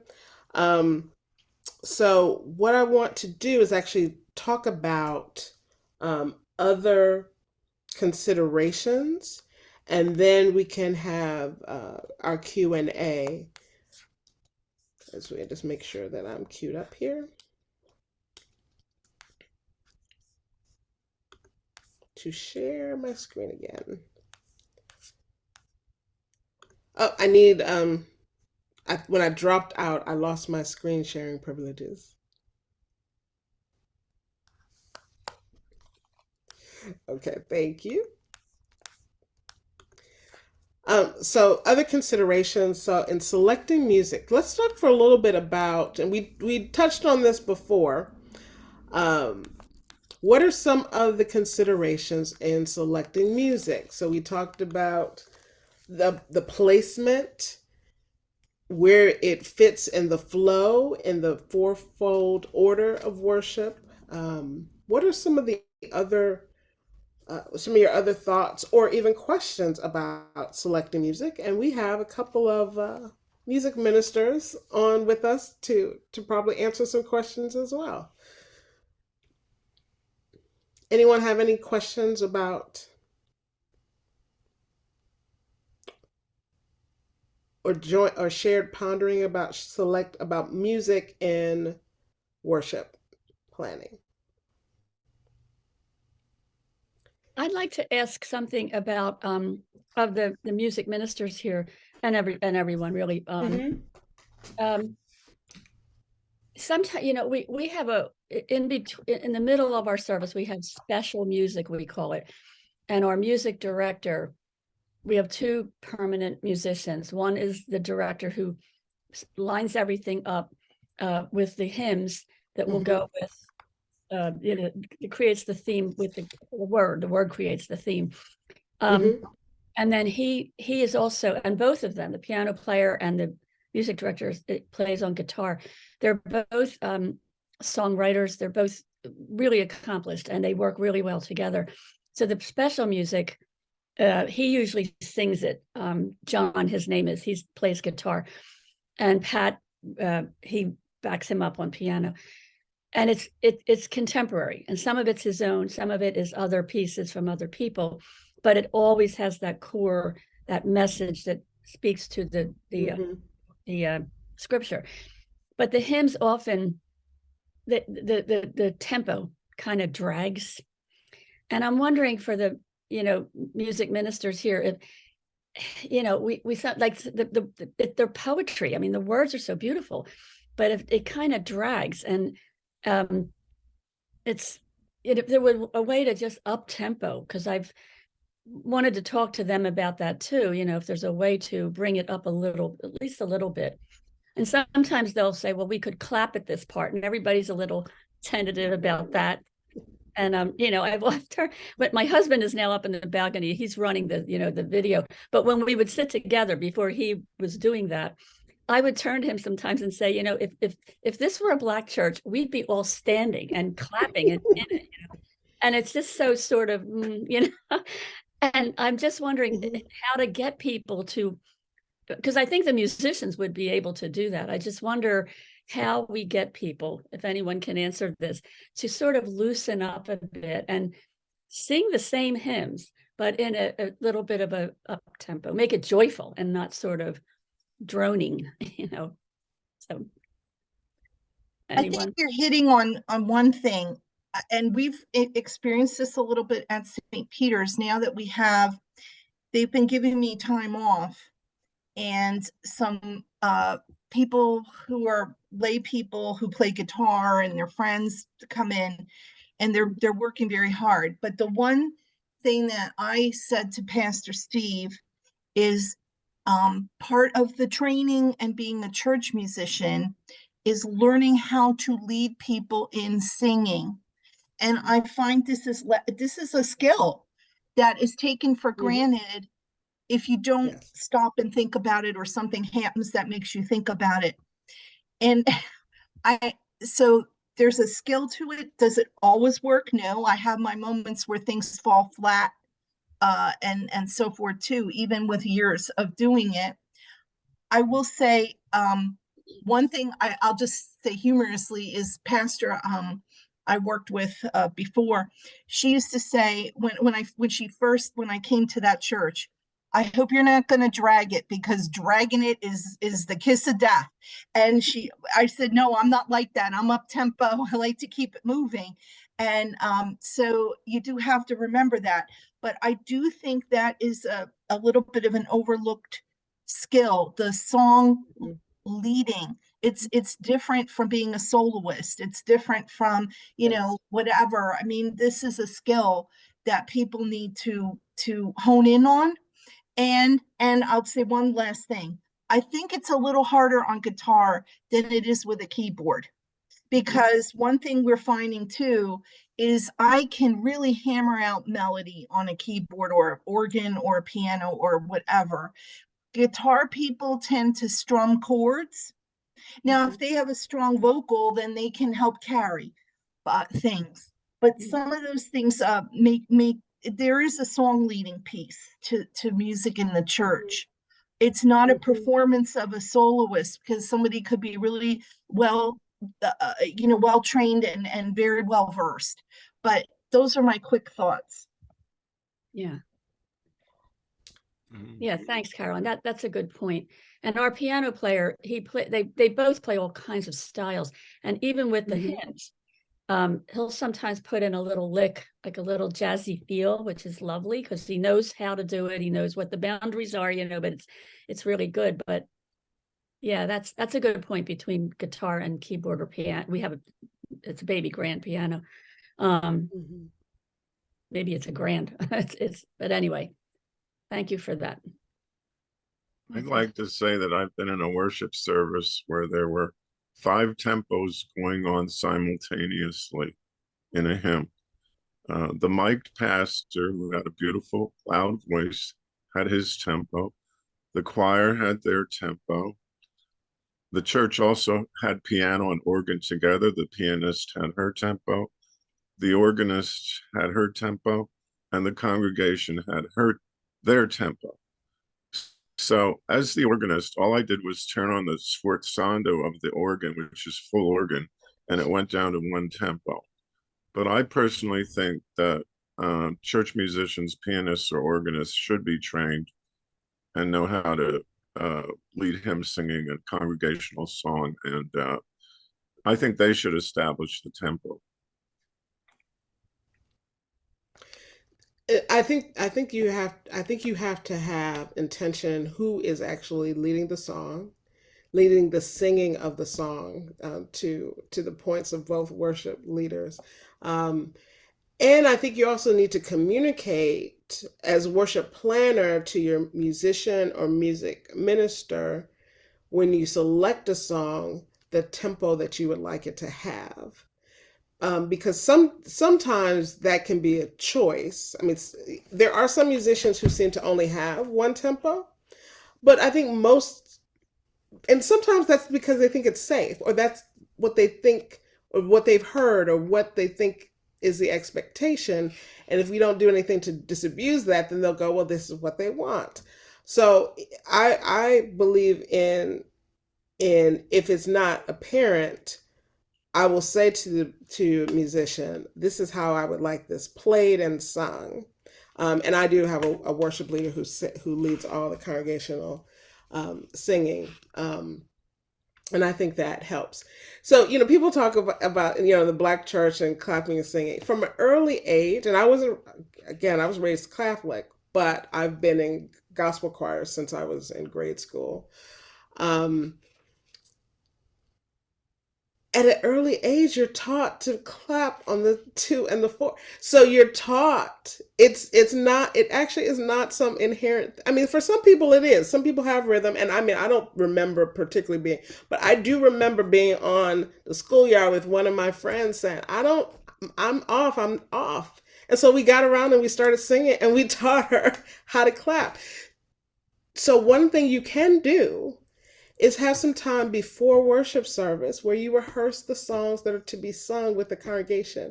If you have a church where your congregational singing is not at the place where you want it to be, then bring attention to it. But you can't do it during, that work can't be done during the service. Right. So if you have a time, and maybe you say, hey, you know what, over the summer, in July or August, or, you know, some period of time, we're going to have 15, 20 minutes before service. If you want to come and sing some hymns with us, and you're going to use that time to maybe to teach new music so people are familiar, they don't encounter it for the first time during the worship service. Or if you teach old music that you're going to sing in a new way, carve it out, intention, and everyone's not going to show up, but probably enough people will show up that they will carry it through for the service. So that's another thing you can do. I've done that, Cheryl. And the thing I want to say to Bernadette, see, we don't always have choir at St. Peter's, but when I do have choir, if I think there's something that's not going to go well, I go over it with the choir, and Trish and Cheryl can attest to that. But see, there's no choir right now, and at Salem, I don't believe. And then that's another help that you can use your choir, if, you know, to help with the hymns, if you have one. Yeah, we don't, right? But if you don't have one, if you have that little time, and sometimes it can just be rehearse one song in that gathering time. If you have folks who show up early, if you get most of your congregation is there 10, 15 minutes early, you can go through, we're going to sing this song, but let's sing it now together. And let's do it like this. It preps, and it does make a difference. Yeah, thank you. Yeah, sure. So if you have your hymnals,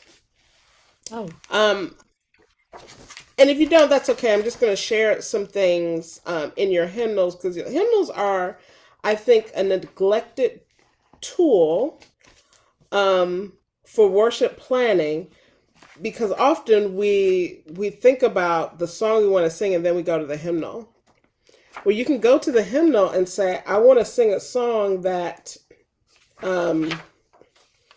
has this theme or fits this season. And if you go to the back of your hymnal, you have a lot of indexes, and you're not necessarily going to use all of them. But typically you have a scriptural index. So if you're looking for a song that fits a particular scripture, you can go to your scriptural index, and it will give you typically it'll just give you the numbers, and you go and look at the songs. You obviously have like a alphabetical list based on first line, typically. If you're looking for a song, say, what number is it? You can also find a topical index. So not necessarily the scripture, but okay, I'm looking for songs that relate to All Saints Day. And so you go and you look All Saints Day, and there might be a list of songs to choose from there. And so just let you know that those are available. And then most hymnals are, in fact, organized by liturgical year and themes and movement. So, like, for instance, I have the Worship and Rejoice hymnal, and if I'm just not even looking at index, but I'm scrolling through, it starts with God. Well, God, I'm just flipping through. God, and not every page. God in creation, God in majesty and power. So they're grouped together within the hymnal. And if you know even a little bit more, you can also go look at the what's the word I'm looking for? The tune. So if you're looking for a particular tune within the hymnal itself, it will normally tell you that on the page with the music, but also there's typically an index associated with that. So your hymnal is a really good tool to use in music selection as well. And can also help you in terms of categorizing songs. So if you have a song and you go through and you find it, look at the number, and it might say, it might be in the section on gathering, or it might be in a thematic way. So if you're putting your list of favorite hymns into categories, your hymnal can help you with that as well. Let's see, Michael said, yeah, so the UCC online music planner for the New Century Hymnal, Worship and the UCC supplement. I will tell you, I'm currently serving on a hymnal project with the United Church of Canada, our ecumenical partner to the north. And that project is going to include a lot of new music, but it also, which will be in a physical hymnal. But it's going to be an online project as well that is going to include all of their hymnals and online platforms, so all the music. And so there will be I don't know what the cost structure is on that yet, but that will be probably coming out in 2024. So incredible resource. And people ask me all the time, we are not currently working on a hymnal project in United Church of Christ. The next thing up is the Book of Worship, in terms of projects that we will be working on, doing a new version of that. Mm-hmm. Cheryl, Yes. I have the same hymnals you do that you have. Mm-hmm. And in the very front, in the contents, it lists, it's a helpful hint there too. Mm-hmm. The Church of Praising, the Church Year, the Church Redeemed, the Church in the World, the Church in Worship. So this is a very good reference. Yeah. Mm-hmm. Yeah, so it gives those overviews and the groupings, and then there are within those other topics that those indexes help point us to. So it really can be quite helpful. This particular copy was given to me by the interim pastor. It has on here, I don't know if you can read it, says Pastor's Study.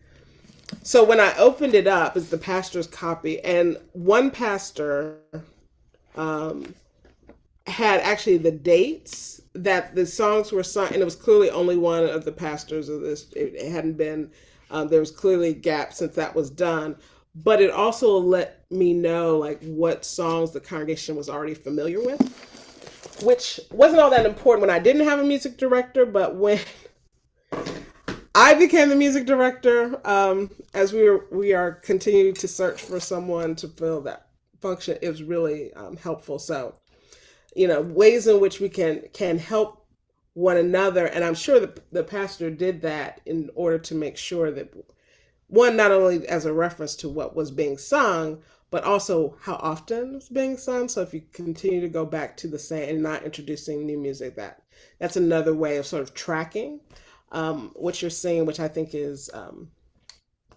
also helpful in terms of variety and making sure that you're giving a full breadth of music. Any other thoughts or questions about music? So we haven't talked a lot about online considerations. The one thing that I'm trying to start a movement of language is to bury the word in person, because people who watch online are still in person. They're still persons. So it's like you don't become disembodied because you join online. So I'm encouraging us to say online and on site.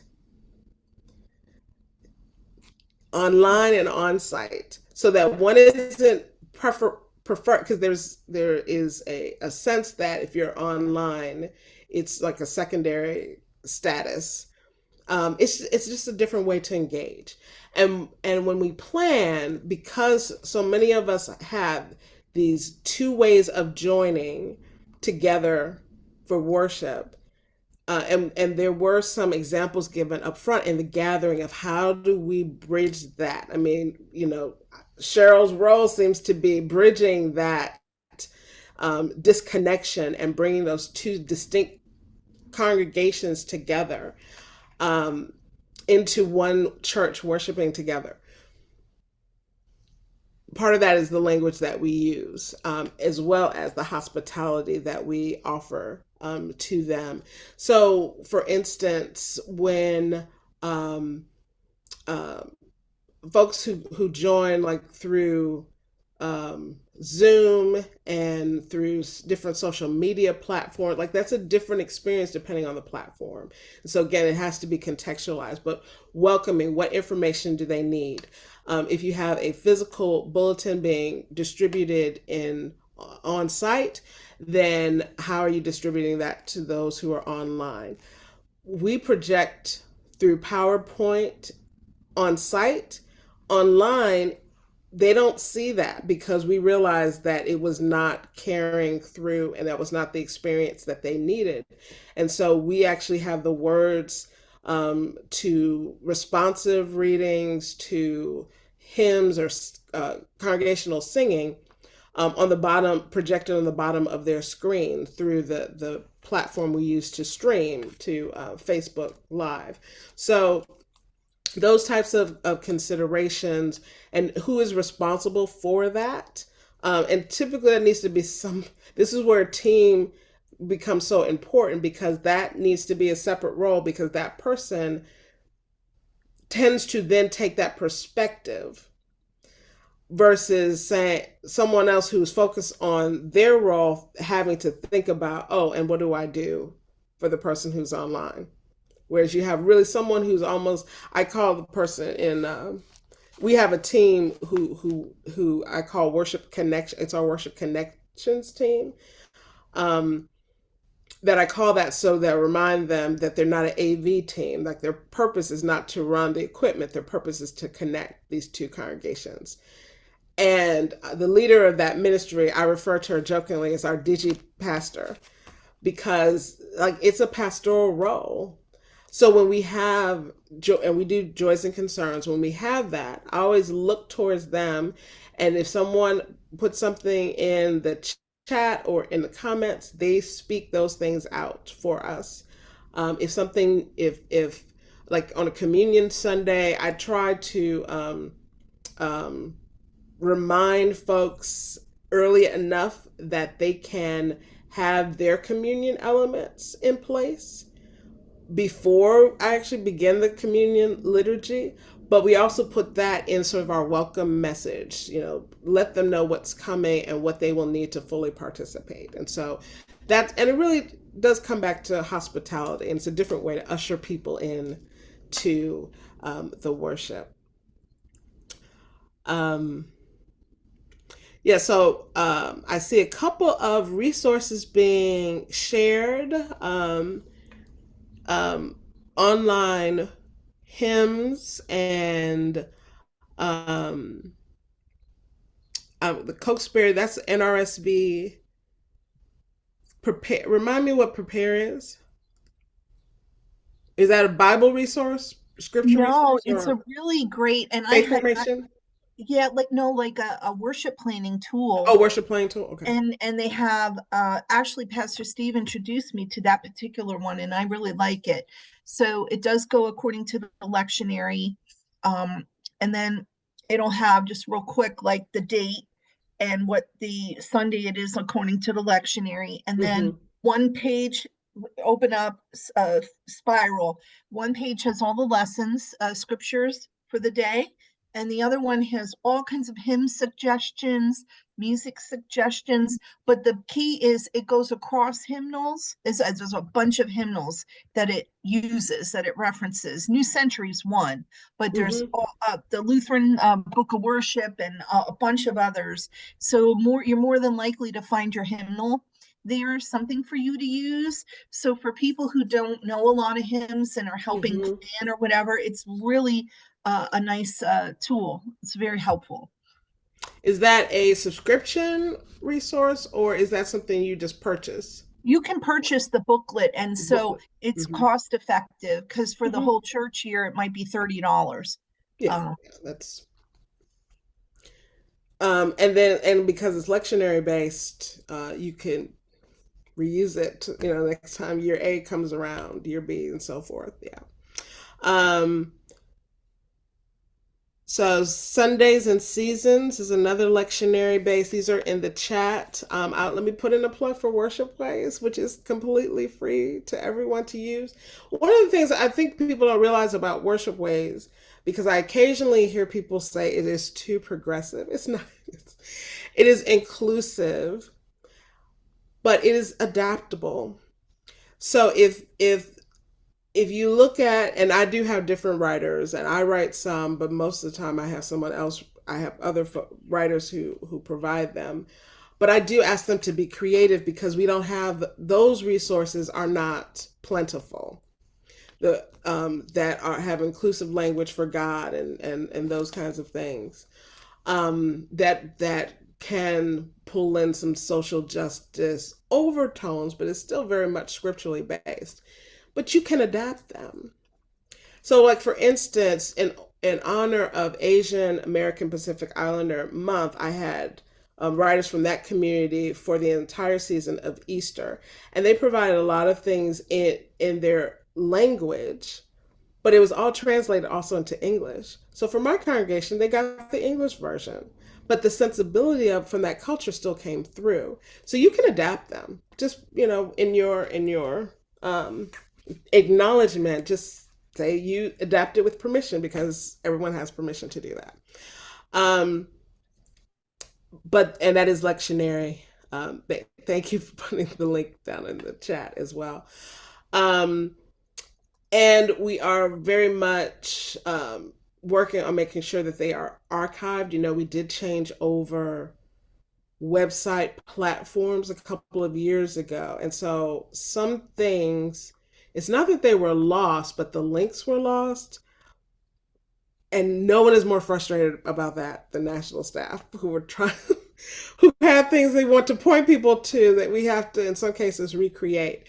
But with this one of the things about the new website is that we're able to tag everything so that, and the search for what has been put on there now is really gotten, it takes us to another level for a website that literally probably has hundreds of thousands of pages, if not hundreds of thousands, tens and tens of thousands of pages on it. So you can do a search though, and right now with Worship Ways, you can search by liturgical season and year count and year of the lectionary, A, B, or C. So as we continue to build up, so then you would be able to find from previous years that may be, or for different years for the same date on the calendar. So hopefully that'll be helpful in terms of giving some options with that. But you can adapt it as is helpful for you.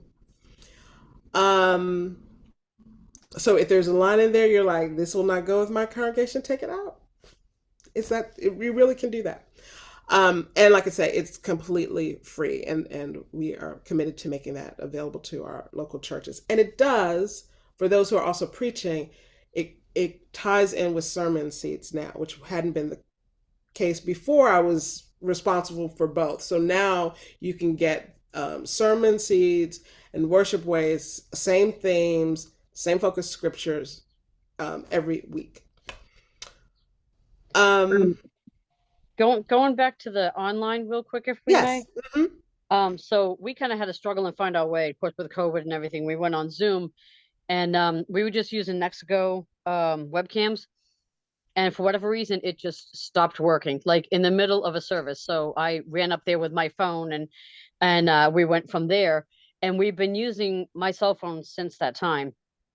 Reason being is because some of the nicer cameras, like the PTZ cameras and stuff, they can be costly, and you have to be able to integrate everything, and it has to come out in a certain way to Zoom or a certain way to whatever. We wanted to set up a YouTube channel so that we could use that as an archive also for our videos and stuff. So we're looking at doing that and getting maybe like a conference speaker so that we can better hear the music and in the spoken words. because it's okay with the cell phone. It's okay, but Right. there are certain things that don't translate well. Right. So having said that, though, I like the what you talked about, like online and on site. I think that that's really Trish and I, is it okay if I share that? And I No, yeah, okay. yeah. So Trish and I are both in recovery. We're in Narcotics Anonymous, and we have a hybrid meeting for our home group, and we do the same thing. We talk about on site and online, you know, and it's more of that inclusion. Again, I think that's really important that we do that. And I think the other thing, I wonder, you know, is there a platform that anybody finds works better, you know, than Zoom? I mean, I guess like if we directly did it to YouTube, like to a YouTube channel, I know that you can have the comments enabled so that people can put in like prayers and stuff like that. I just wonder if anybody has like, is there a favorite? Did anybody find anything that works better than something else? Because currently we're using Zoom and it's okay. And originally people were staying on afterwards and they were really conversing and you know, talking about their week and stuff like that. And that's kind of petered off quite a bit since that time. So yeah, We were all still at home then. right. Yeah, we Right. were. Right. Yep. Right. I found a similar thing. Kevin, you have some I just thoughts? want to say that, Cheryl, we do have a resource here at the conference, a pastor by the name of Zach Jackson, who can help you with some of that material in terms of thinking through about different elements, different ways of doing it. So if feel free to either contact me and I will get you in touch with Zach. And he comes in and he gives you like 4 hours for free in terms of that. If you want to contract with him beyond that 4 hours, but the conference does have that resource. Okay. That's awesome. That is awesome. Great. Any other? I think the issue was originally when, not to go too far off from the worship planning, but it is true. It is all connected, like you were saying, Cheryl. You know, originally we went on Zoom because we made a decision that we wanted everybody to be interactive to the point.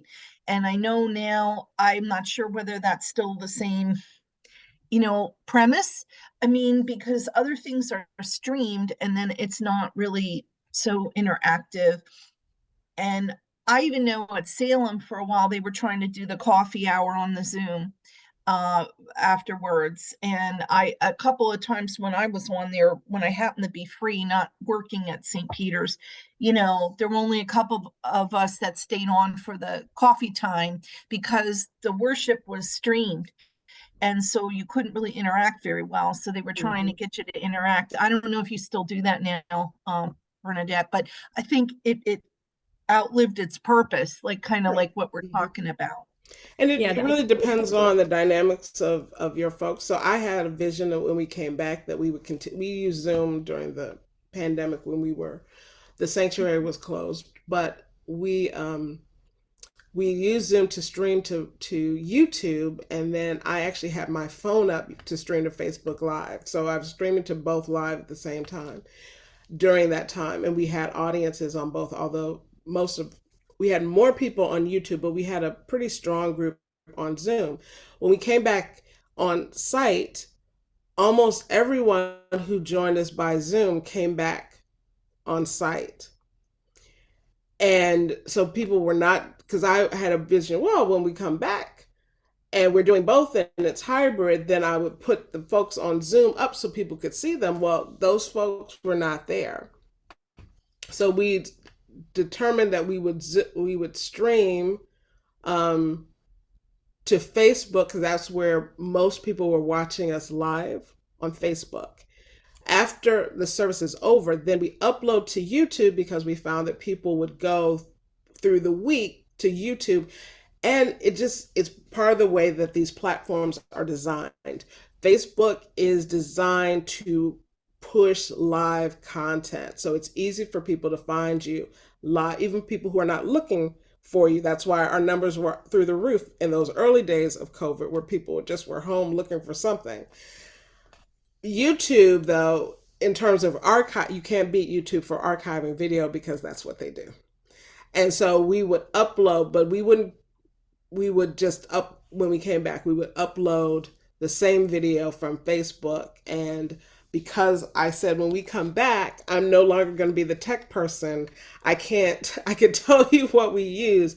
I'm not 100% happy with it because it's really complicated, but it's also a free source. So I think it's OBS. I think there are better options, but you have to pay for those options. So it is what it is. You have to make choices in this. And it's serving us okay, but it's complicated for the folks who are actually working it to make it facilitate for folks who are joining online. Well, let's talk about copyright briefly. I'm not the copyright police. I will not be examining anything, but copyright is an important justice issue. That copyright is not just checking the box, it's honoring people for the work they've done. And so if having licenses, the appropriate licensing for what you are using in worship that has a composer and author who should still be receiving the financial benefit of their work is important. And Facebook and YouTube are mindful of that. Now, the one thing I will say that YouTube is much better at actually recognizing copyright than Facebook. Facebook in general, because their video is not their only thing, like YouTube, you may get a strike on Facebook that is totally off base. Like I recently had something stricken because Facebook thought I said a word that they just didn't recognize what. Because I'm like, why in the world? There was no music, there was no copyright. I was speaking, and then I get this, we stopped your live video. This was not in worship, this was something else I was doing. Dispute those things with Facebook, and then they will overturn it. They will overturn it. But they are much more trigger happy, if you will, on those types of things. YouTube, they give you warnings, but if you have licenses with YouTube, you shouldn't have any issue. If you're using things that are public domain, most of your older hymns, those you don't have to worry about getting permissions for those because they're public domain. But copyright is important. And in terms of worship ways, there is that little line at the end that says who it's written by. If you just include that in your worship bulletins, if you're using that is sufficient. And like I say, if you change any of it, just put adapted with permission and you're good. Yeah, we use one license and Song Select.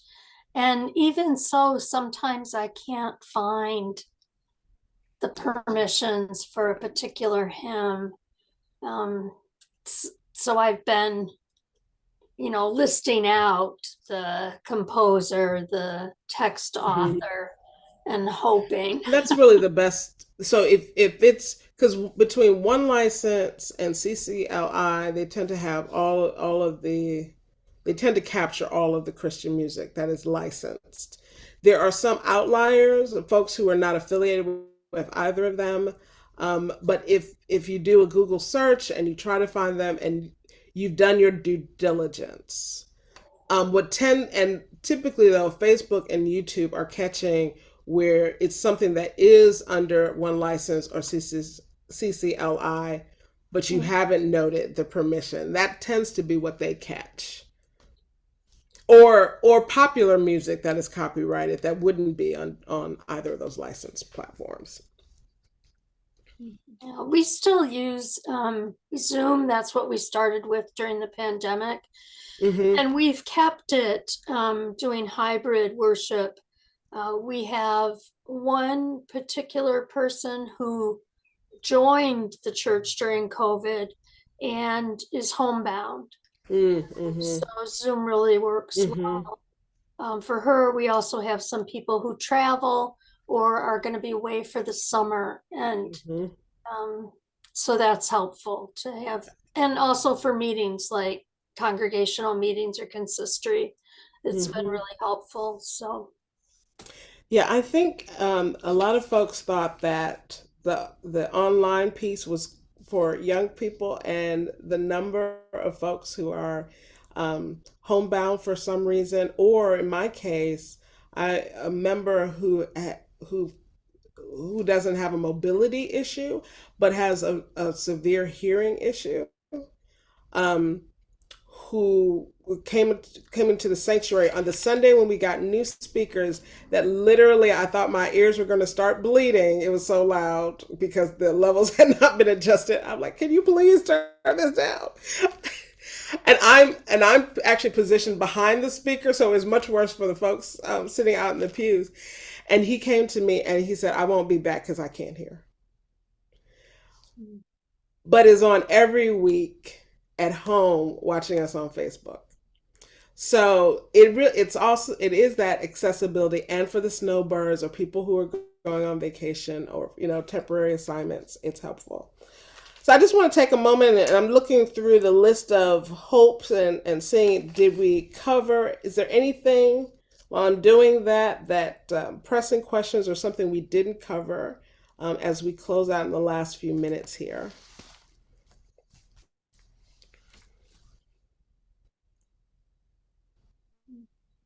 This was great. I think you have to come back and do like a part 2 or something. I'm saying it to Kevin.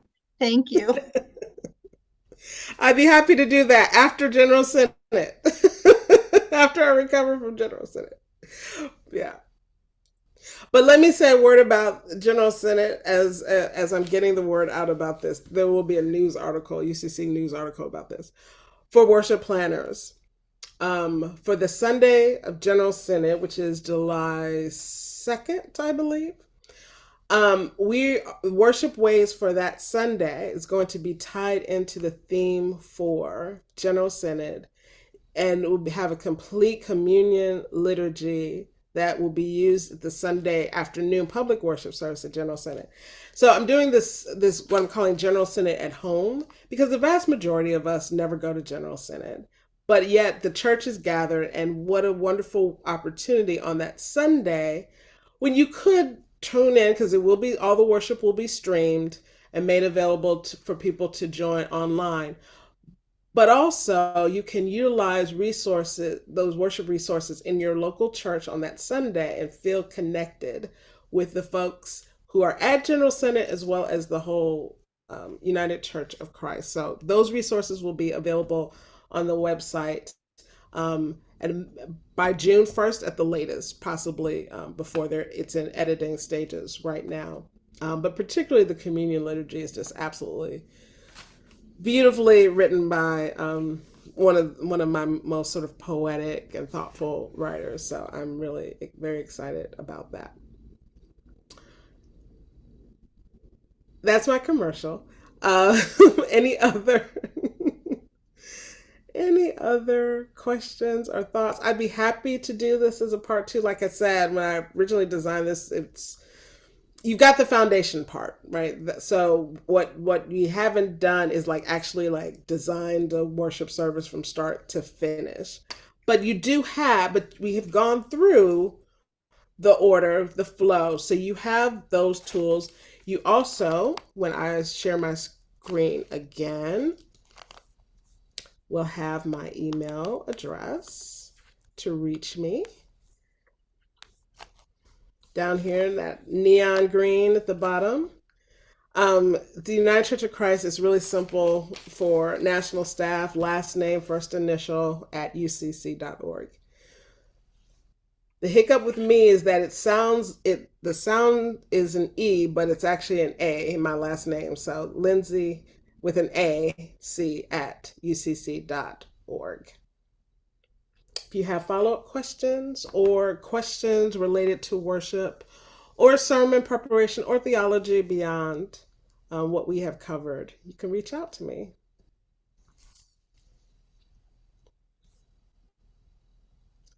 Thank you, Pastor Cheryl. I just want to point out one of the things. If you do use the New Century Hymnal, the first sort of 50 or 60 pages of the hymnal are actually 2 or 3 different services. So Yes. it's really nice to see a rhythm of a service. And again, it's not, prescriptive, it is descriptive. And so it's a chance for you to see sort of different things that are going on as well. And again, your hymnal has got a lot of resources that I think we don't pay attention to. Pastor Cheryl, Dr. Cheryl, thank you so much for being here and for guiding us on this journey. We will probably have you back either in the fall or spring. And it would be so wonderful to sit with you and just craft a worship service together. Just let's see all the resources we can put together and do that. I think that's a wonderful idea. I would love to do that. It's been such a pleasure. I think this group size has been perfect for our conversation today, divinely inspired. Just the people who needed to be here and the right people for this conversation. And I'd love to follow up. And I also will travel. So I would love to come back to the Philadelphia area or Southeast Pennsylvania, some of the, Montgomery County, Bucks County, all those places, those names that triggered memories in my heart. So what a pleasure, what a gift it's been to be with you. Thank you. All right. Thank you so much, everybody. Have a wonderful rest of your day. And thank you for being here. Blessings, everybody. Thank you. Thank you. Thank you, Cheryl.